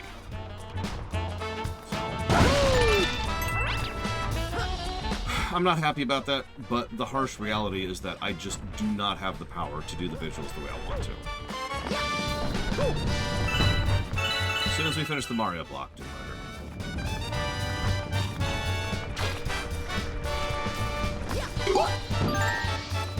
I mean, I know this is extremely anecdotal, but one of the pieces of feedback I will never forget about our Diablo specifically, which I put way, way, way more effort into the visuals of. Not just me, obviously, Evo did as well.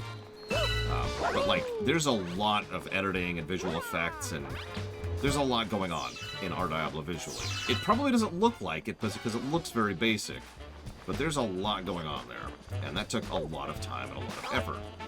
And that's sort of the problem, is because the feedback I got was that they didn't even notice that the visuals were there at all. Because they treated it like an audiobook. They just put it on and listened to it while they were driving to work, to and from work, as part of their commute. Now, when I was, like, I didn't say anything about that, but I was visibly hurt by that, and they then immediately just went to defend themselves. Be like, well, you know, it's more of an audio thing than a visual thing. It's not very visually busy. There's not a lot to look at. And I'm like, well, but actually there is. There's a lot of visual storytelling in our Diablo, which you may or may not know about, but trust me when I say that there is.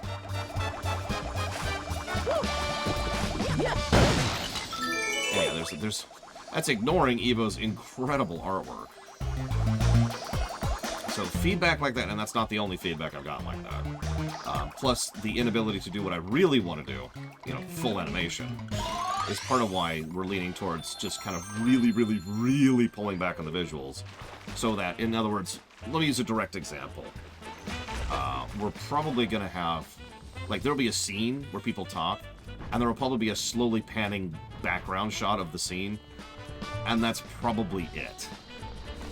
That's probably all that's going to be there visually.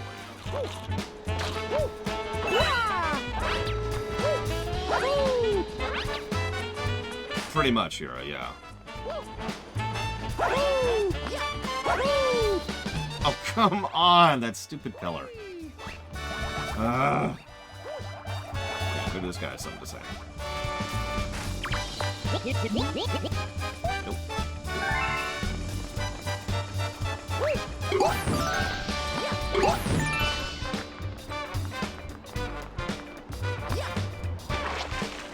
Yeah, no, the theaters are a little bit different. The theaters are a very, very visual experience, but that's partially because the game is there.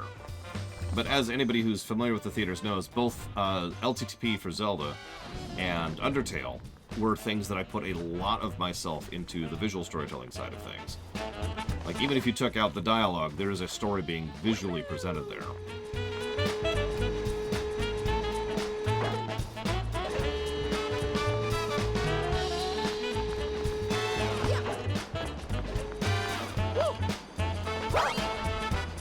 God damn it. I feel like there's an easier way to do this than what I'm doing, because this feels like bomb jumping, what I'm doing right now.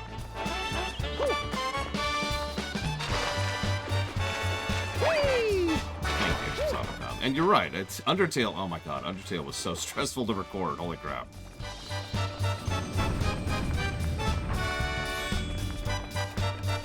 Oh, all the time, Ira. Like, actually, more often than you'd think. That's interesting. It's okay, I'll accept that. Do you think we can make it from the bottom? Well, let's make an effort. Let's make an effort. Let's try to reach it from the bottom. Exactly, Savacom. Pretty much everything you see in Undertale is one take. There are a couple of exceptions. I think I pointed them out as we were covering it.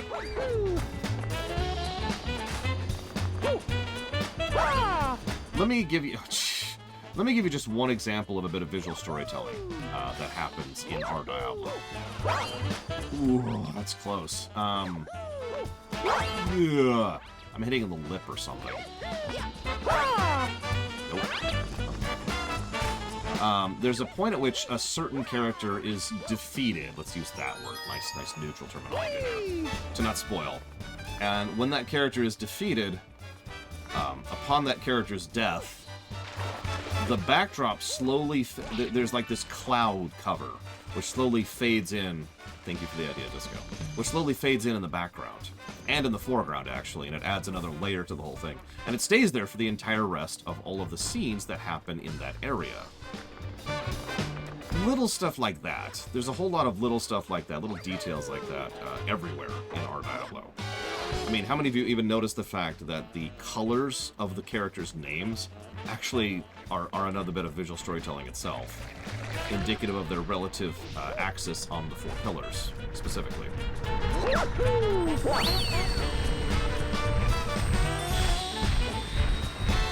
Hey, dude, over here.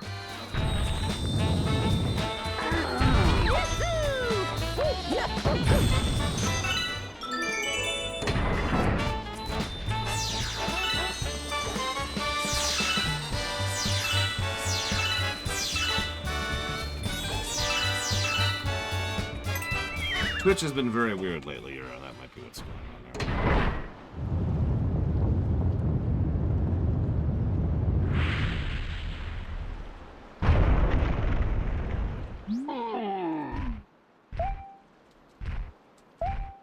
I don't remember who that is, sir, off the top of my head, sorry.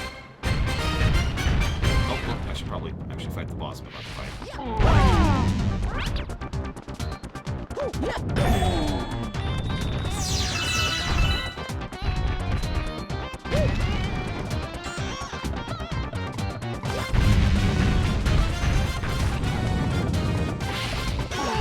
Kill this guy for the third time in the last week. I forgot a coin.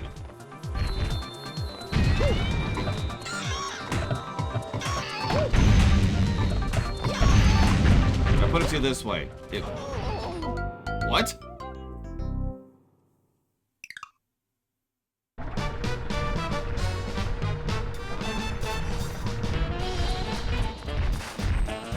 Anyways, put it to you this way. If our Diablo was the game, it would be the final boss of D2.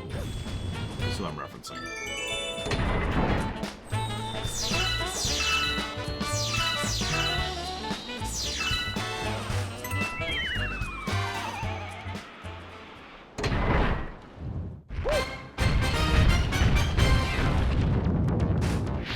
That's what I was trying to wonder what you were talking about when you talked about tripping.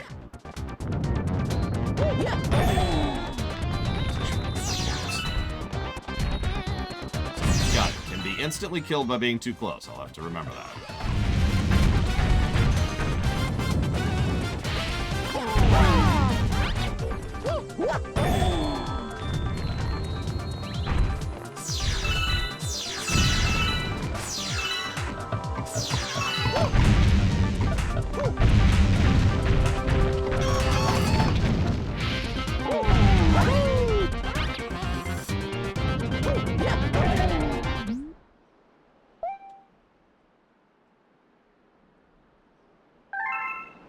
Just say what you want, and I will get it ordered.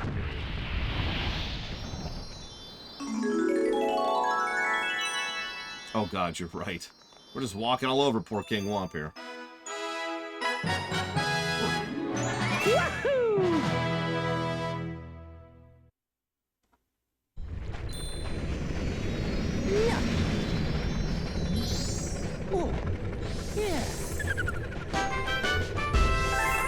Listen, the boss is fine. Yep, he was just a stepping stone.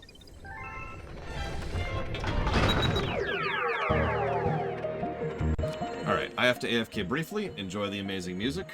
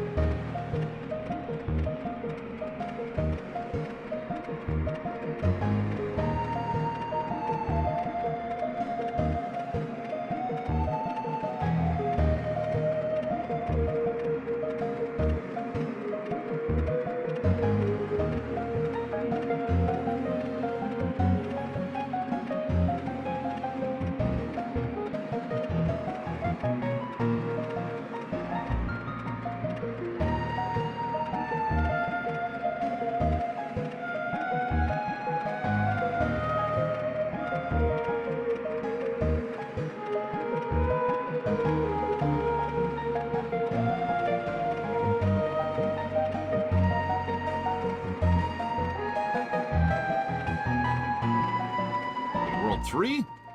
I feel like World 5 is actually my favorite. World 5 is this one.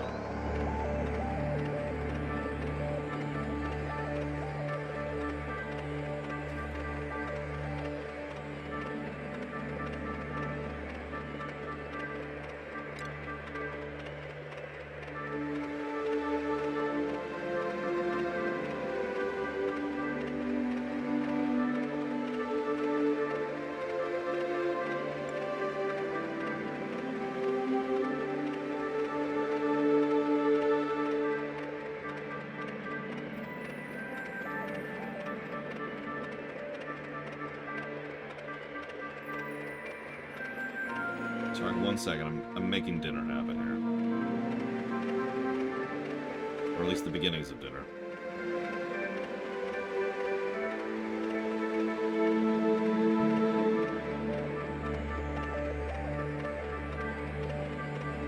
Yeah, no, exactly, Bregman. Again, given what the story was probably supposed to be, this could have been really cool. And instead it's just there. Alright.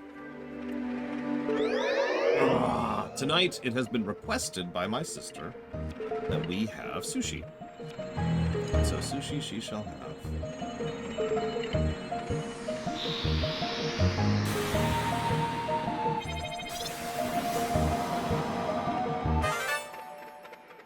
Which I guess means I will also have sushi, but that's not really the relevant part there. Where's the levels? Where's the levels? No! Okay, so Melty Monster. Hang on.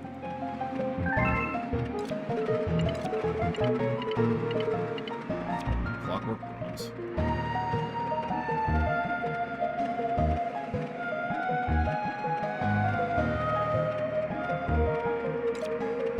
Why would you do this, Mr. Red?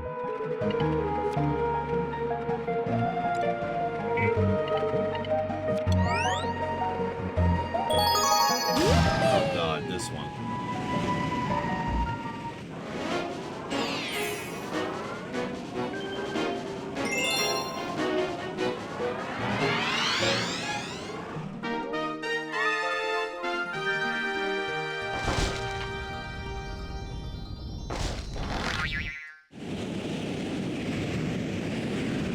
Yeah, time to kill a lot of people. Yes!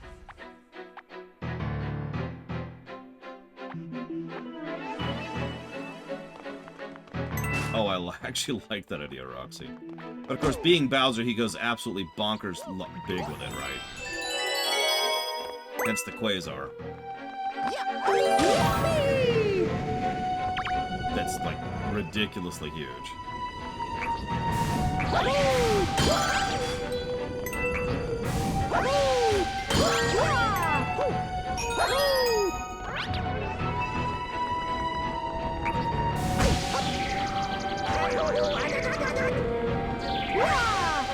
Yeah, by the way, the comet of this level sucks. Recurring trend, I feel.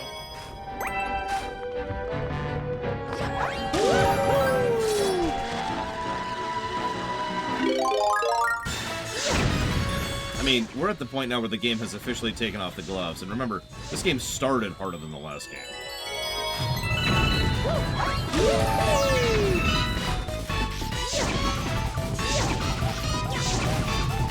Not running from me.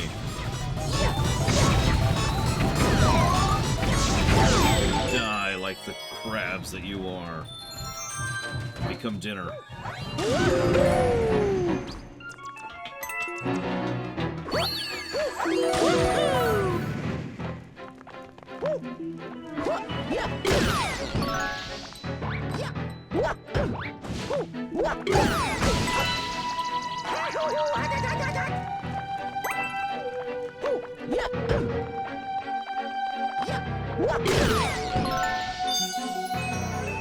You'd have Bowser give the line, "Let them eat. Let them eat fake." In my new empire, we will have peace, tranquility, stability, and security.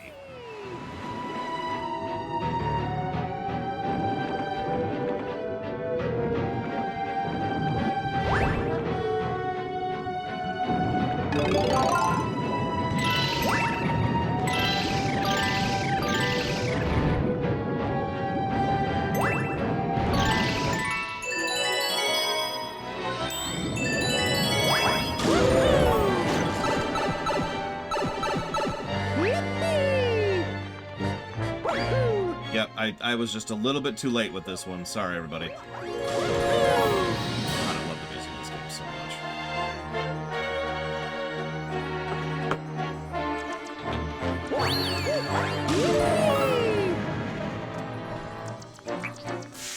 Do I have enough coins? Probably not. 20? I only need 20? Ugh. That sucks.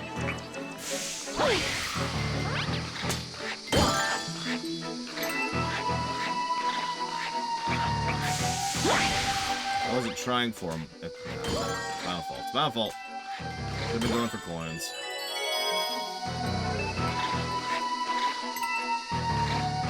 Oh well. You can't slice a black hole. Watch me! And then he does.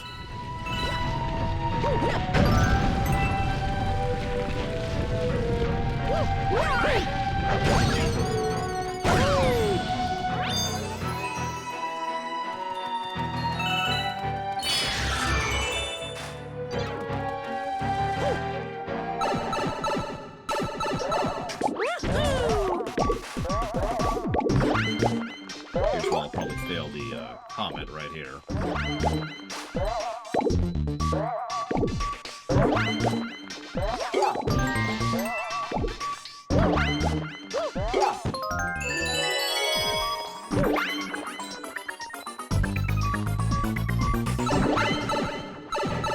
Close.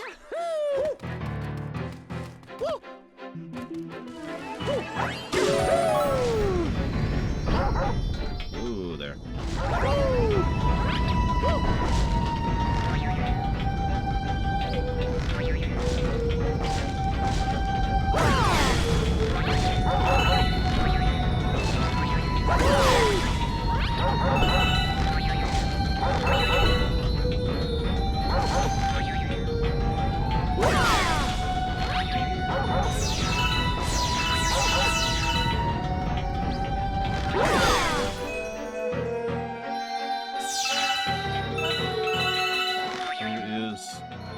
Her order in there, and I think mine? But either way, obviously he needs everybody else. There's 8 things ordered, so she didn't want 8 things. So I'm assuming that's yours. Probably. That's a good question, Sarah. I don't know. Probably ran 36. I mean, obviously we're gonna review them when we get there, but yeah, Odyssey probably wins. Oh, yeah. You know what you should do, Evo? You should make mac and cheese with Gouda. Do it. Do it. Do it.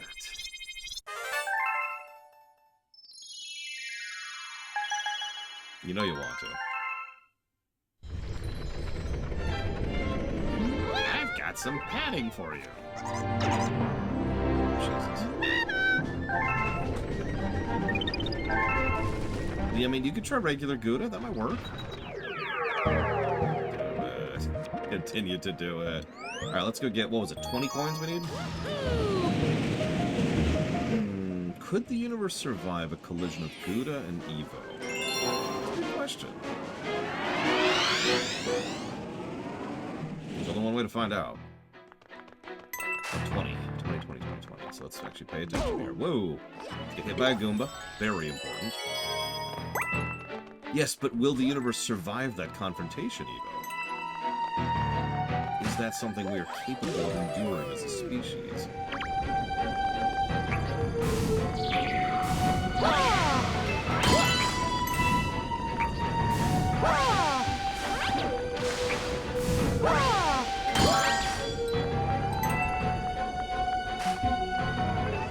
I have no idea, Raven King. I mean, it sold very well.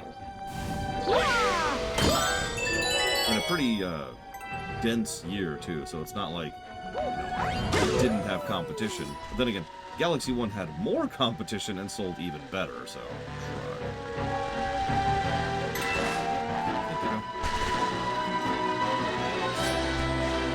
Lost the kid. She secretly hates her.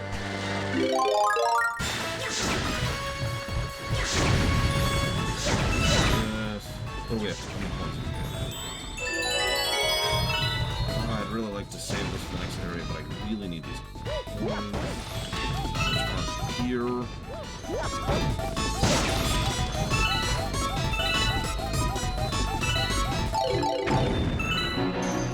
Does the flower... Oh, the flower respawns. I mean, mozzarella is good too. Any cheese that melts well is good. Swiss, mozzarella. Another white one I can't think of off the top of my head.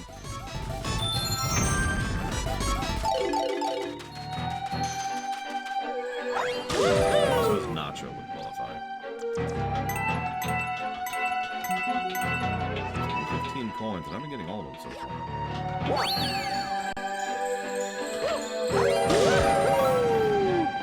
So this will be 17. Or 18.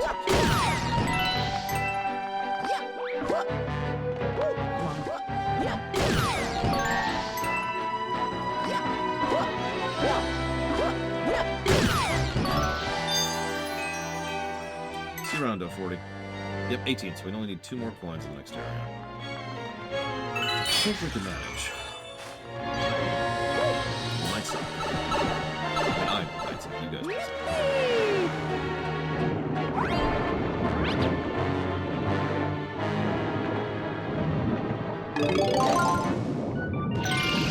Alright, we're good. I have the booze drop coins. If I can pick the coins up. Okay, there we go. 20 coins, we're good.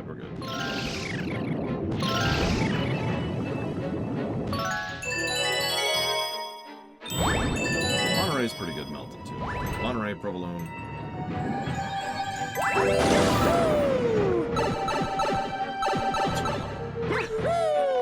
Any of you ever do that thing where you get like one of those balls of mozzarella and just put a little bit of salt on it and punch on it?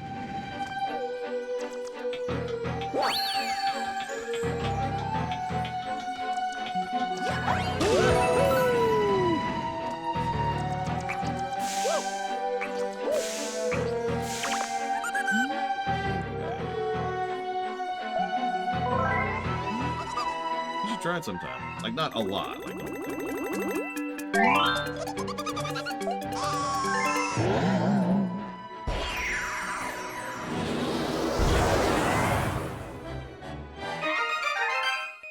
okay. Oh, man. Yeah. Yes, this is the much harder version of this boss fight. Notice he's on fire. Pro tip, he is in fact on fire. We're gonna actually stagger this a little bit to try to make this fight green. Oh god, it is. It's Volvagia.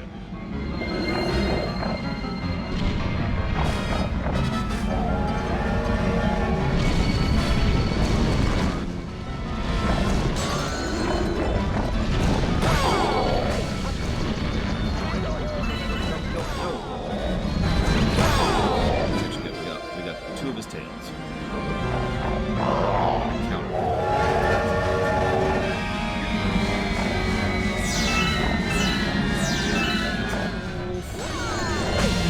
Need some health for everybody.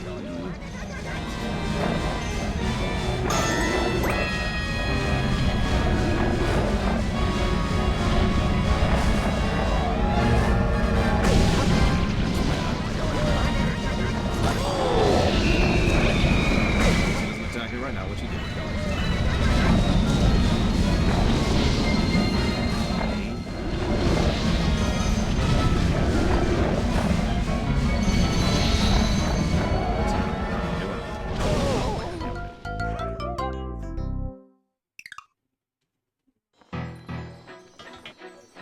right, so can I afford extra health? You know, this boss is mean.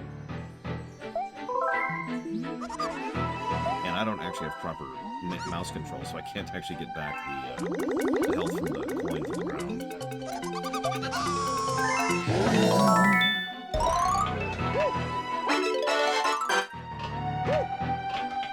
Okay, take two.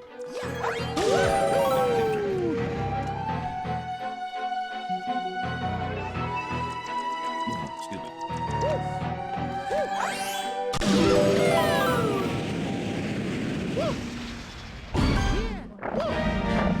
Enjoy, Gregor.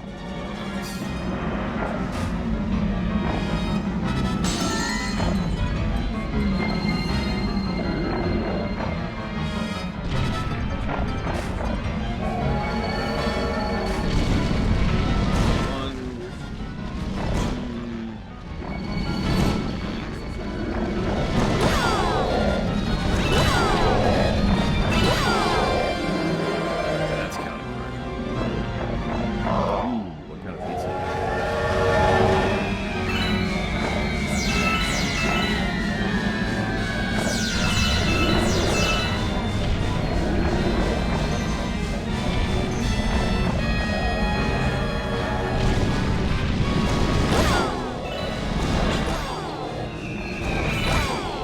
Flawless. But I don't get a hug.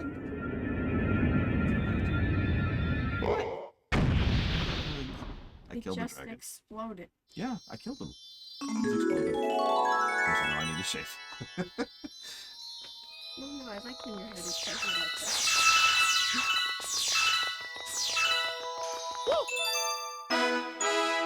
that. And now for phase 3. What are you doing? Yeah. Meat pie is really good. Oh. Yeah. We good? Double check. Thank you. Okay, so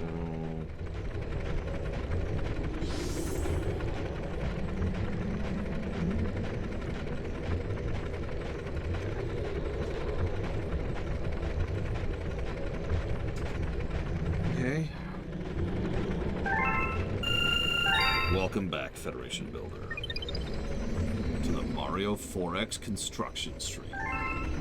I'm your host, the Dumbass Runner.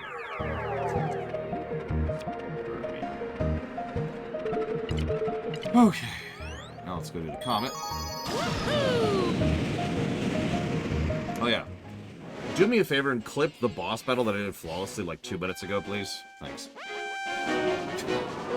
Sorry, I'm kind of out of habit of clipping. That's on me. So this should be fun.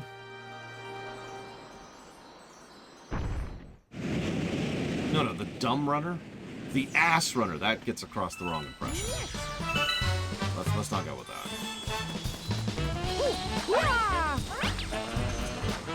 So nobody actually likes lore, okay? They say they do. They're lying.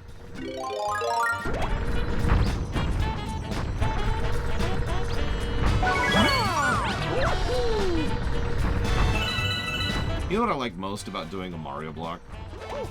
With very few exceptions, every single game in this, I have the thought in the back of my mind, oh man, I can't wait to play the next game. I mean, there's going to be a couple of limits there, because we do have lost levels coming up. And Super Mario Bros. 1. But for the most part, it's going to be like, yeah! You know?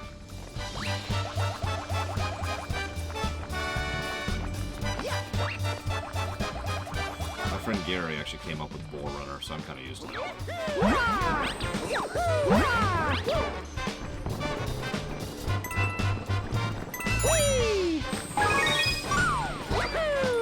The other one is. I got 50 seconds to remember where the other one is. It's probably up, statistically speaking. Whatever. So the Bob-ombs are a faction in the Mario X. Actually, I'm the most proud of the Bob-omb faction because I spent the most time developing them. I really like completely asymmetrical gameplay, right? Like, that's just a shtick for me. So I really wanted several factions that just play completely differently from everybody else. And the Bob-ombs are one of those. The idea behind the Bob-ombs is they don't use most resources that other factions do. They can have them, they can hoard them, but they're only useful for trade. So you can have gold, right? But you can't spend gold on anything. All you can do is trade gold to other factions, okay? What Bob-ombs trade in is honor. Now, hang on. So, the more you do difficult things, the more honor you gain. So, for example, this is a specific example we came up with.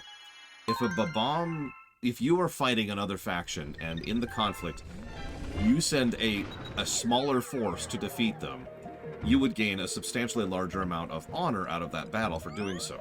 Honor is used for pretty much everything, but most importantly, it's used for respawning the Bob-ombs.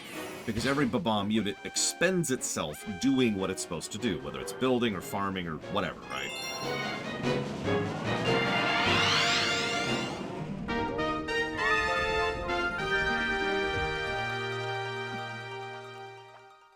Jeez, 1 HP. This should be fun. Yes! I have no idea Federation Builder. Wario didn't exist when I built that faction.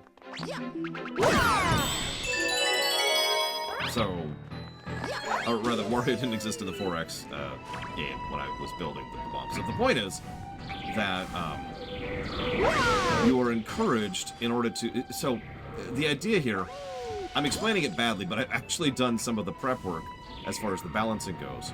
The idea here is that in a straight-up fight, the Bob-ombs crush everything. But that's the catch, right?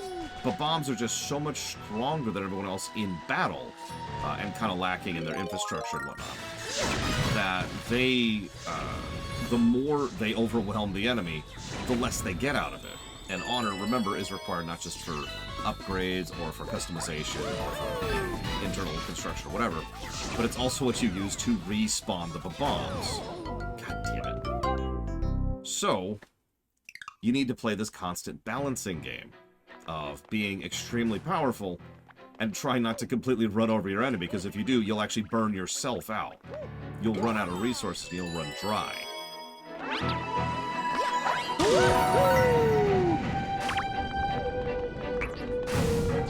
Now, honor isn't just a battlefield thing. There's other aspects to that, too. Let's say that there's an event that triggers.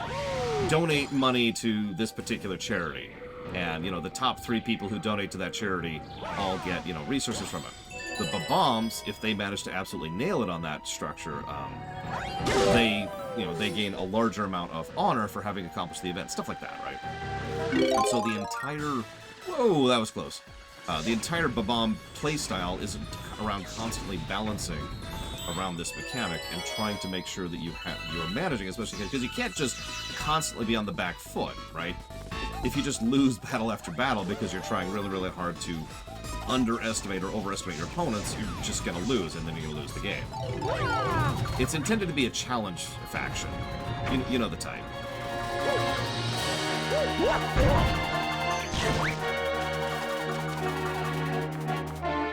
Imagine Klingons, but actually well-designed. I'm joking. I will admit, however, you're not the first person to make the Klingon comparison, but I had absolutely no intention for there to be a Klingon comparison there, believe it or not. In fact, the original term for honor was valor, and then someone pointed out, they was like, oh, you're just talking about Klingons, and so I renamed it to honor. That way people could understand it more easily.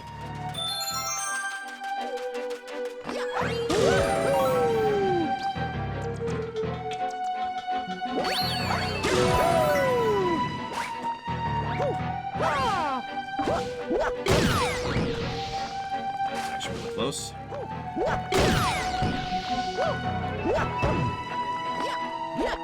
Congratulations, Spartan.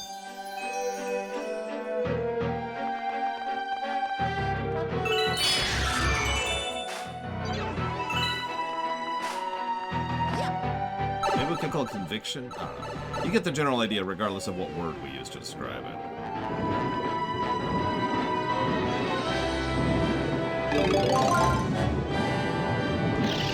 I also wanted Bowser to play kind of differently. I know you'd think Bowser would be one of the typical factions, but I wanted Bowser to be a little bit different than that. So the idea I had for Bowser is that he's a very hero-heavy faction, very agent-heavy faction, right? And so he doesn't send out... he has a lot of hero units for his faction, all the bosses, essentially. And so he leans a lot more on them than on just a straight-up army. Yeah, actually, kinda, yeah, on a 4X scale, but the same exact concept of Tychus. You have a squad of elites versus having an army of mooks. Having an actual swarm faction, that's probably something closer to like what the Goombas would have.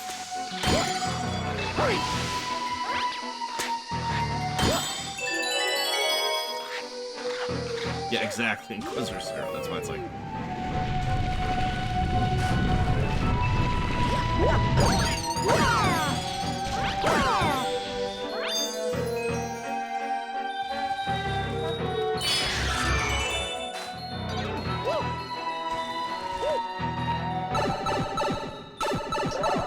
Here's where I lose the match. I told you this would happen, too.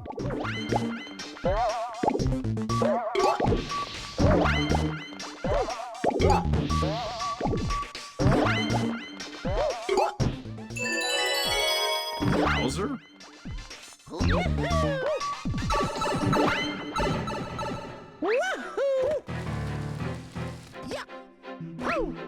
If it makes you feel any better, I couldn't even pronounce Norse. I'm sorry. No brain havery.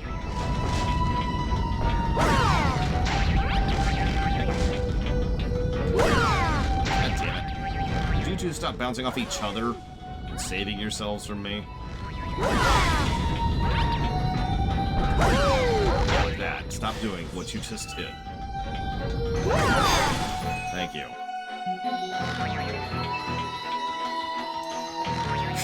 I just keep hitting 3, Mr. Red. I don't know if you've noticed that on the timestamp so far. Because it's always after the fact. I guess that's normal for a platformer, right? Like, I'm not going to know in advance that I'm about to do something amusing or awesome or terrible. Oh, yeah. Also, Bowser would have airships.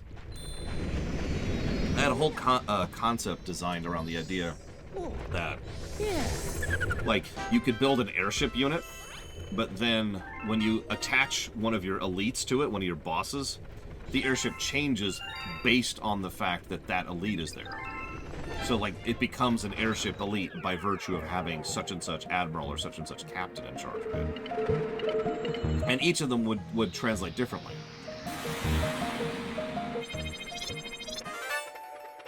Oh, yeah, by the way, this is the final stage over there. We're doing some really good job of sweeping so far. We have been crushing this game. We still need 400 bits, though. Let's make some bits happen, just really quick. I need 400. 400. Let's take this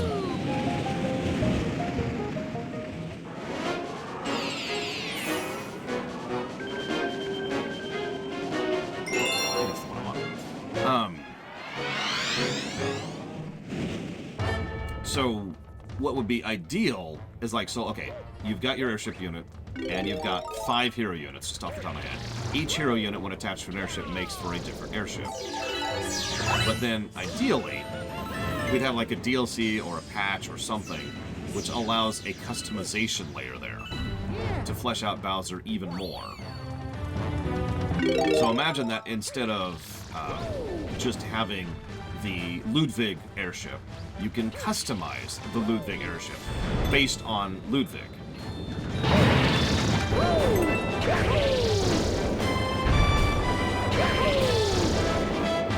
So the magic number is 400.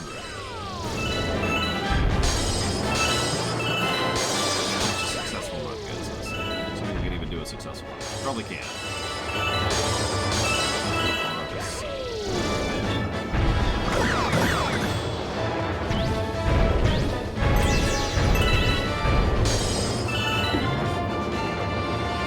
Well, that was 50 with an unsuccessful run. That's not too shabby. So Captain Toad would probably not be a faction at all. Captain Toad would probably be either an event, a hireable mercenary, or maybe a hero unit for the Toad faction, the Mushroom Kingdom. But I feel like he should be his own thing. I feel like he should be like an event chain or a quest giver or something like that. Kind of like how we're going to Wario.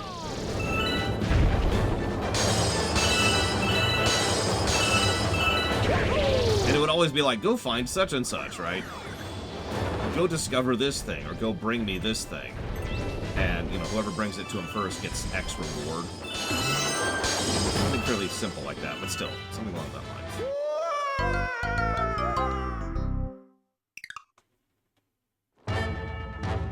That's a good question, sir. I'm not sure. I was admittedly thinking of Bowser Jr. as one of those generals of Bowser, but if we're being honest, we are spoiled for choice on generals for Bowser. There's so many bosses to pull from.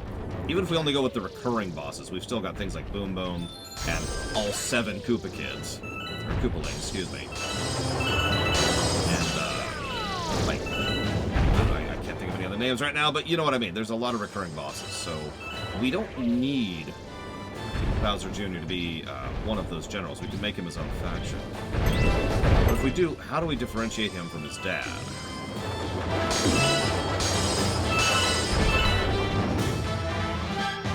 I agree with that, sir. Chippy? Who's Chippy?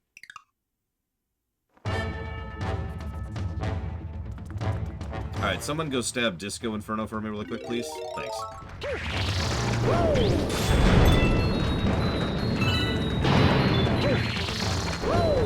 Appreciate you, Doom Rider.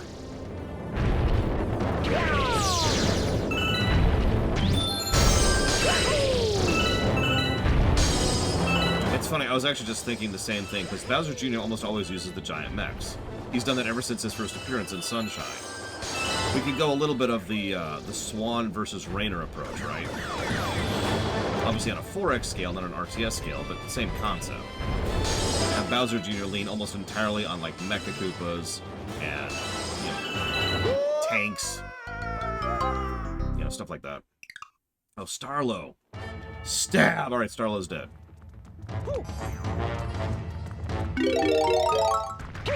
And yeah, no hero units. That's all his dad's stuff. All the heroes work for his dad. Bowsette. Let's see. Well, I'd kind of rather die than include Bowsette. Yep, definitely would rather die than include Bowsette. But if I'm being totally honest with you, have any of you ever played any Stellaris, Paradox Grand Strategy games? So if you have, you know that there's a pretty regular concept in those games. Joke factions. So, why not go ahead and include Bowsette as a joke faction? Probably just like an EU4, like the Cow faction. One you can only access through console commands. And the Bowsette faction, I don't know. I don't know what we could do with that. It does something jokey. I don't feel like spending real brain power on it. It's a joke faction, so it does something jokey.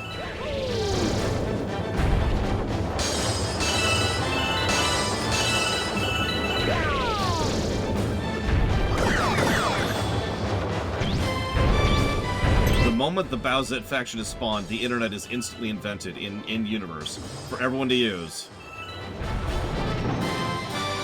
I don't know. Doesn't matter.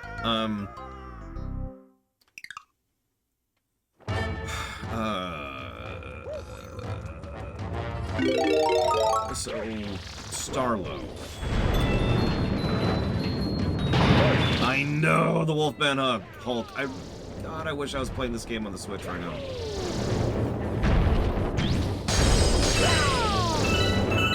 Bowsette would probably be able to corrupt other units into ET versions, like you know, King Boo, or the Chain Chomp, or all the other memes that were running around that point.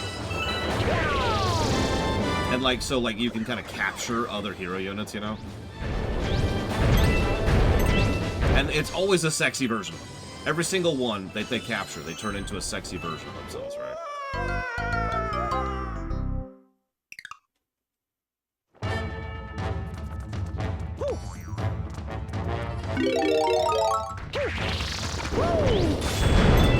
Imagine Slaanesh, but not gross. Ooh, so Fawful would almost assuredly have to be a faction. Nope, I'm already disagreeing with myself. Hang on. Let's not make Fawful a faction. Let's make Fawful an endgame crisis. Right? Now, we've actually already got one endgame crisis designed. That's Rosalina. But Fawful could be a much more malevolent version of that. He shows up, and he just starts running over everyone. Because of what Fawful is... oh, I guess I can stop doing this now. Because of what Fawful is, like, I'm guessing... I'm trying to think how we could do him.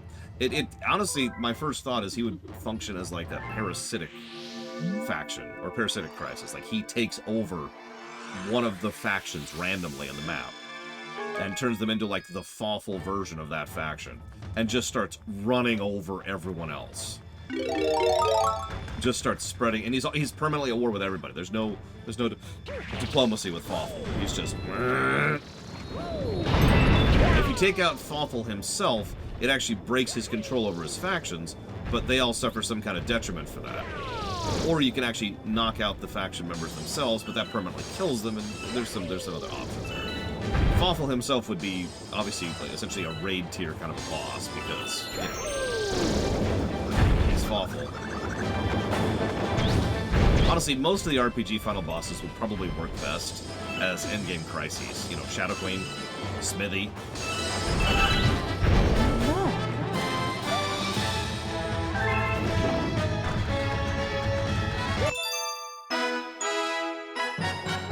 Oh, I like that idea. You can actually join Fawful, and he could actually become your new... You can become a vassal under Fawful, which automatically makes everybody hate you, but you get the benefit of having Fawful at your back, right?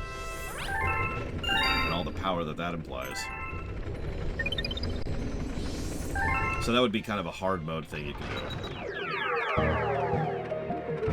I admit, of all the RPG bosses, Smithy feels like the easiest to turn into a faction.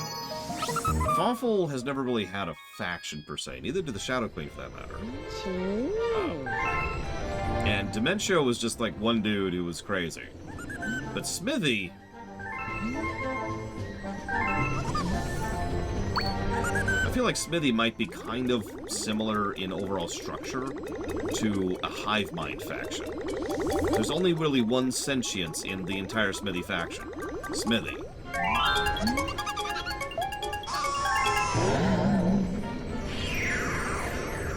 I can see that, sir.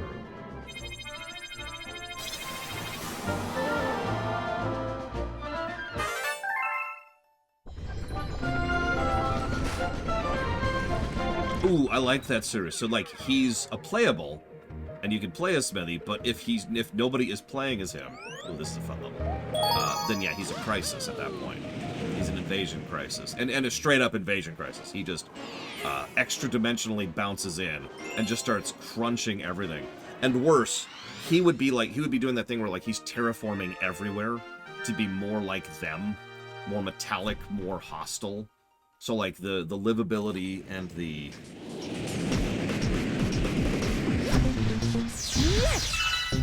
One second.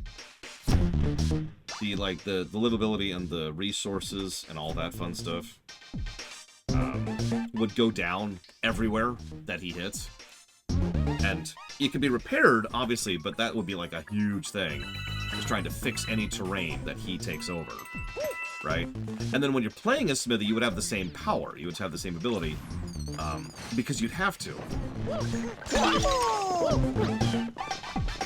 You know, if you... Again, I hate to keep using this parallel. If you've ever played the Lithivore factions in Master of Orion, you know the general idea of what I'm talking about.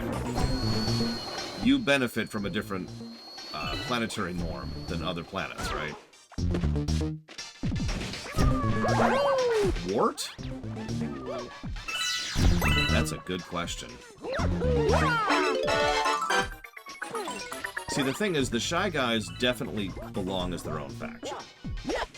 What does Wart have other than the Shy Guys?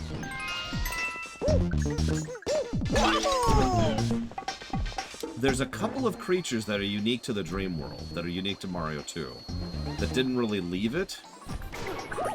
But most of the creatures in Mario 2 have left Mario 2 to some extent or another. Shy Guys being the biggest and most obvious example. Whoops, I didn't mean that.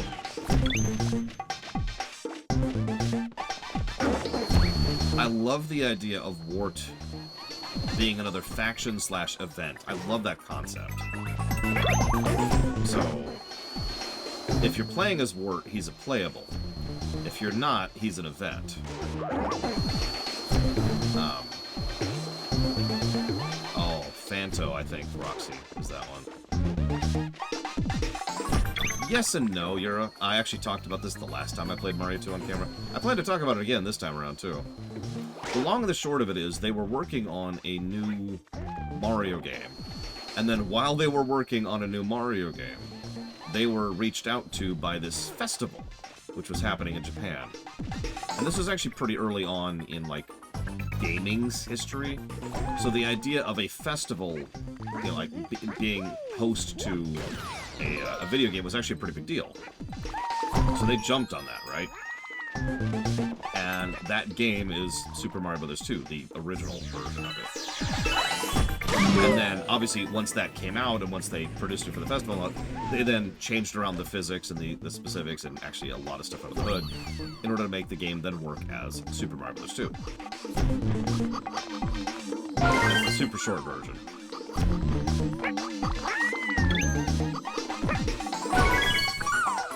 Yeah, a lot of people are like, it's not, it's actually Doki Doki Panic. It's like, it's more complicated than that.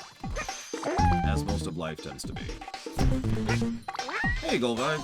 How's your day going? Whoops. Oh, okay. I accept that. So, Wart. I like the idea. I almost hate to reuse the same mechanic, because we already have a faction that, like, corrupts other factions. But Wart feels so perfect for that kind of thing, doesn't he?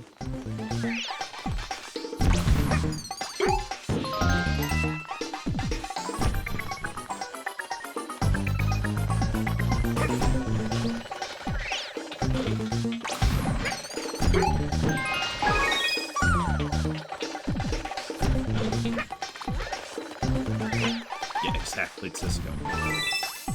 Very apt mean, Disco. I'll give you points for that one. Oh yeah, someone mentioned this earlier. Sorry, I need to say this aloud because that's a great idea. I love the idea of Fawful actually originally offering to be your hero for free. He's a good hero. Like, he's a good hero unit. But the longer he's in your faction, the more he takes over your faction. Like, he will get infested into your faction. And if you let him go too far, that's the end of that. He's just going to take over your faction from within.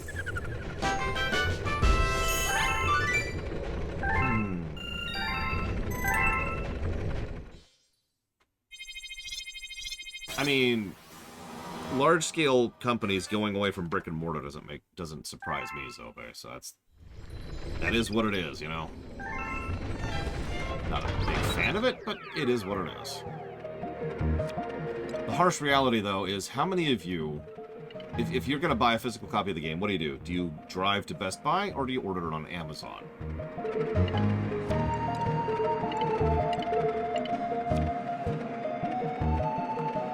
And that's the problem.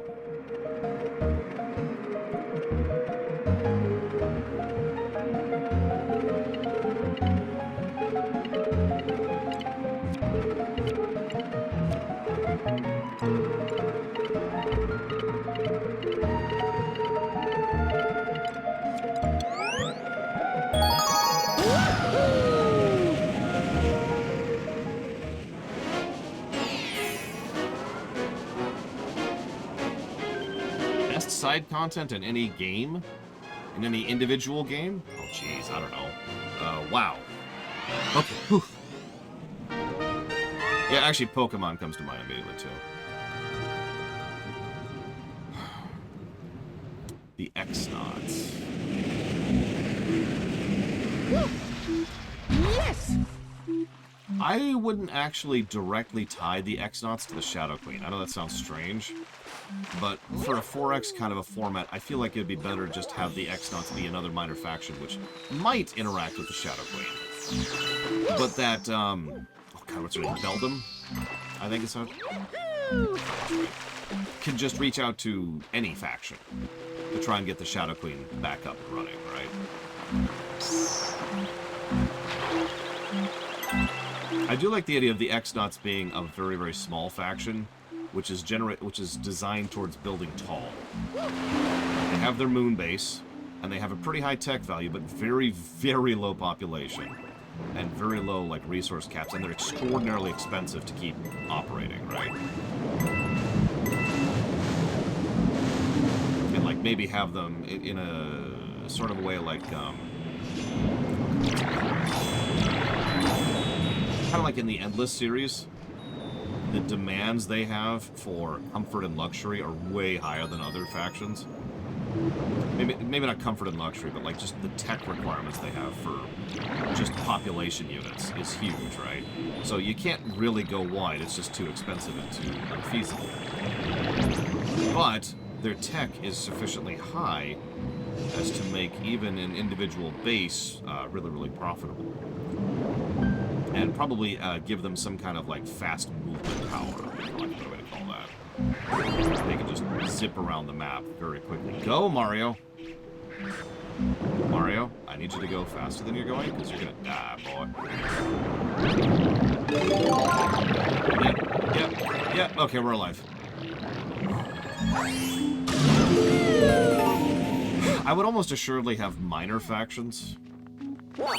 I'm not sure of the specifics of how that should be done yet. I haven't put a lot of thought into that mechanic yet. I do like the idea of minor factions, though, because, first of all, it's a cool idea in general. It gives, like, a little bit of extra something for the players, you know, the big players to do. Second of all, it's pretty accurate to real life for there to be minor factions and major factions. And third of all, in a Mario game in particular, there's a lot of individuals, bosses, side characters, etc., which just fit a minor faction more than a major faction, right? At the same time, we could throw that out the window and just make everything a major faction. Make it so that even, you know, Wart or Tatanga or freaking Kremlins, I'm having trouble coming up with anything right now, are still something that is a large-scale faction and can take over the entire planet if they, you know, if the player is workable enough. be honest, I haven't even looked at it, I've been focusing on the game. And the Mario 4X, of course. But the idea behind a minor faction is for them to be unplayable. Otherwise, they're just a faction. Having said that, we could go the EU4 route. Make it so that there are, you know, OTPs, or OPPs? Oh god, I forget what they're called.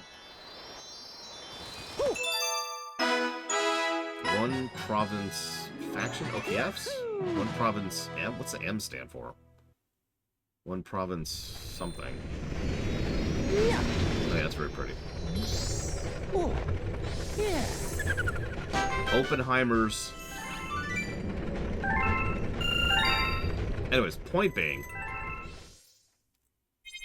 like, we could make it so that every faction can be playable, and then just some of them are not really designed to be the so-called big boys, and that's fine. At that point, a minor faction would just be a faction that starts off in a worse case and a worse way than other factions.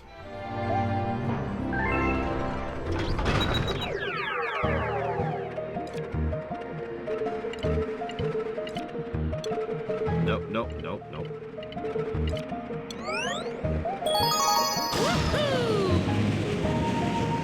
I still think some things shouldn't be a faction, like Wario, like I said earlier.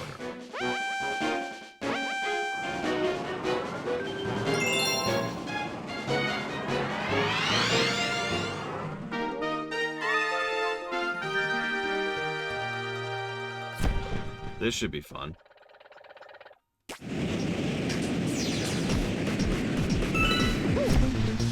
Yes!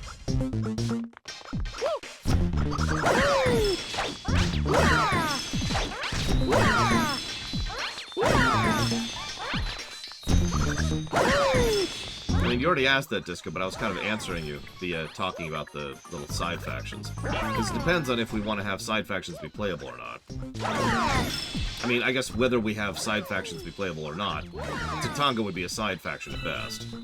Like a dinky little, hi, I'm a pathetic nobody over on the side kind of a faction. I admit I'm not actually as familiar with Mario Land 1 as, many other things. So, I don't even have an idea for Watanga or Babonga or whatever the stupid name was. He's there? Oh. Something to workshop.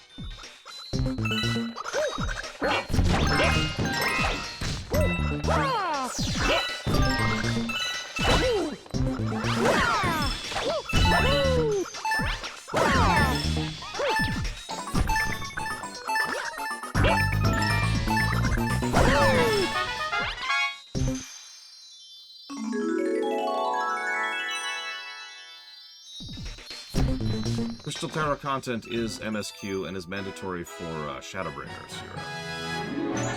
Apparently he's in Mario Land 2. I actually didn't even know that, Disco. Legit.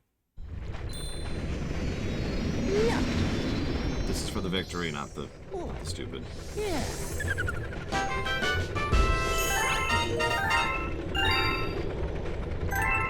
So yes, you do need to do Crystal Tower.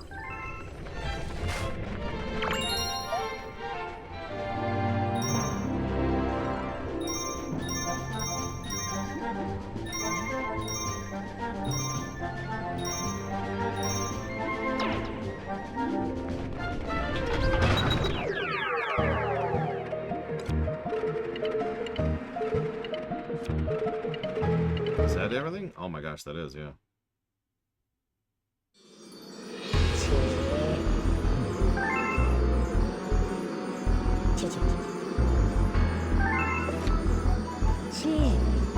Yes, Peach is in Bowser's Castle, I get it.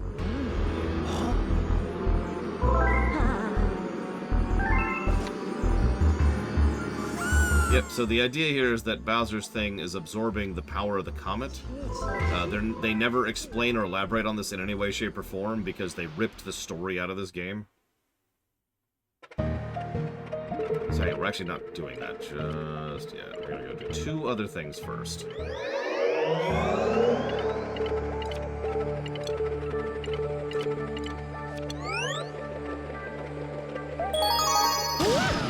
And yes, we already beat Galaxy 1. We did it yesterday. The Cappy race? Oh, Jesus. What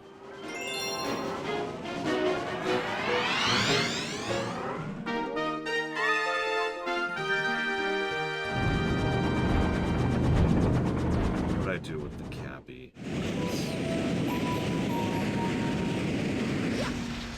Yes!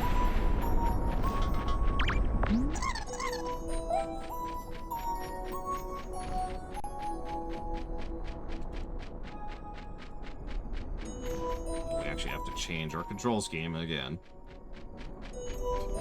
This. Okay.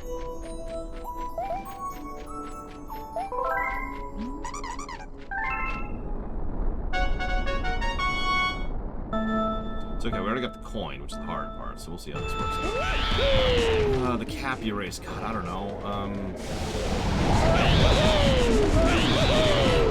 I have no ideas there. I haven't even thought about that. Sort of forgot the Cappies even existed, to be completely honest with you.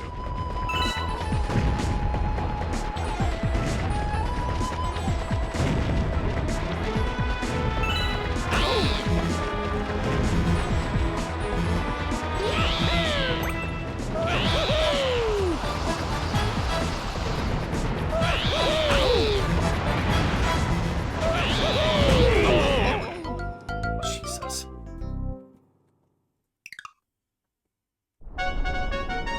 No, you're fine, you're up. Yeah, I feel like the Cappies wouldn't be a faction. I feel like they would be... Honestly, like, I feel like them being an event chain. Like, they can randomly spawn pretty much anywhere in the world. And if they do spawn there, then that person who owns that thing would gain access to the Cappies and could either exploit them or try to work with them. If they exploit them, they pretty much gain them immediately, but then start getting event chains where they start, you know, the Cappies start rebelling constantly. And so it takes extra resources and effort to keep them under control. Or they can eventually free them and lose all the benefit of the Cappy race. And the Cappies would serve as like a magnifier, like a stat bonus to stuff, right? Not just military side, but, you know, production, resources, research, that kind of thing. Or you could try to go down a completely other, like a mission tree. And if you successfully finish this mission tree, then you gain them as an ally, in which case you just gain those benefits, like, permanently. You just gain the access to have... Jesus Christ, these freaking controls! You just gain access to having the Cappy benefits forever. Bonitins, whatever they're called.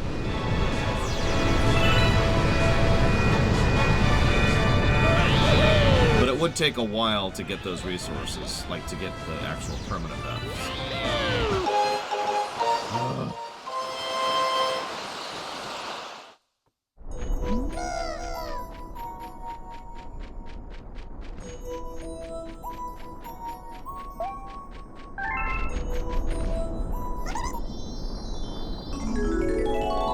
Fix the controls here. Oh, wait, the star first. That's the dumbest thing I've heard today, Yura. Hang on. Nope, yep, dumbest thing today. Yeah. It's pretty impressive. Oh, yeah.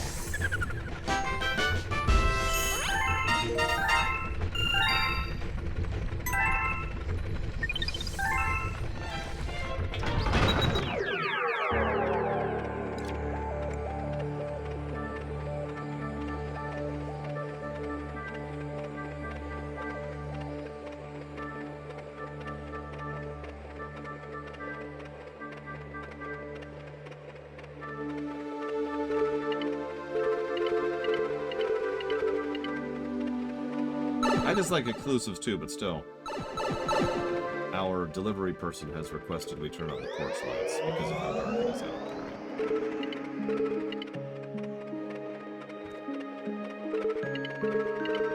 there. Perfect. I need Disco assassinated immediately, please. Thank you. Okay, let's see if we can get one last star, and then tomorrow we'll beat Galaxy 2.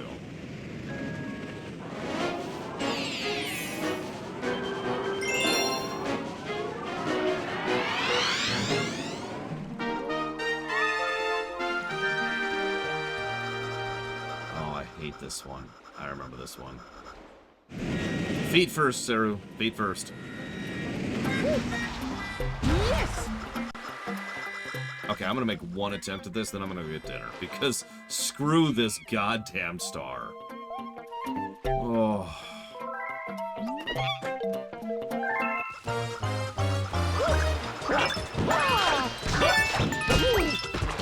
I hate this star. I hate this star.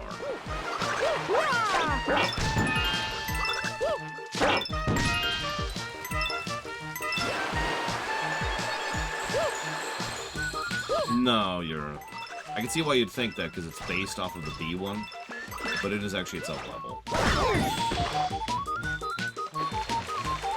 Yes, Disco. He shows up and he says, "What am I doing in this game?" Oh, Disco put me in this game, didn't I? Yeah, that makes sense. And then he leaves.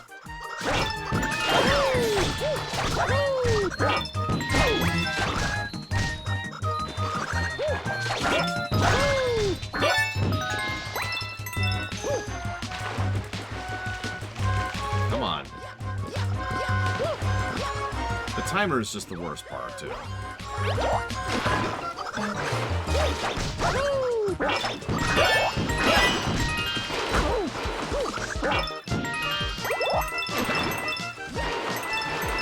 Not even halfway there.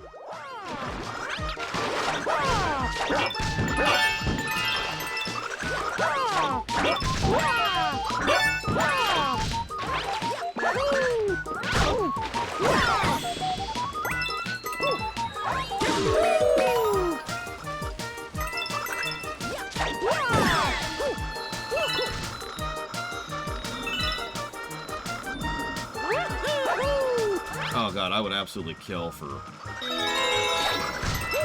Nintendo games to come out outside of Nintendo consoles. What's really funny, I'd probably still primarily buy them on, like, the Switch, because I actually like using the Switch. But I'd still be in favor of the concept. Game kinda close. Die! And then he shoots me. Oh, it won't happen until I take over the world. So here's the real question. Will I take over the world?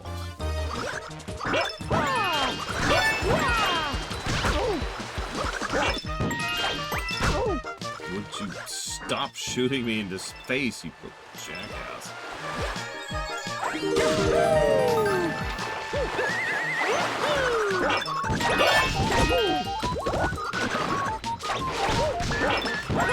See you around, Inquisitor Saru. Hope to see you tomorrow.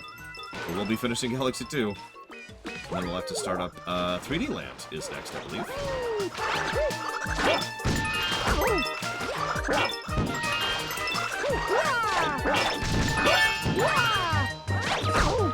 God damn it. Don't have time, don't have time. Let's go, let's go, let's go.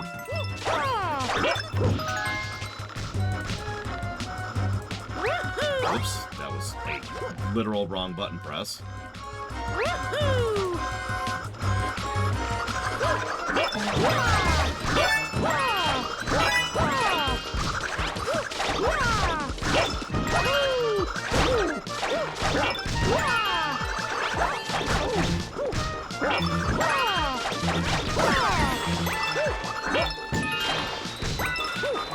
I am absolutely nowhere. Did you end up using the Gouda, Evo? So this is my last attempt because the food is almost here.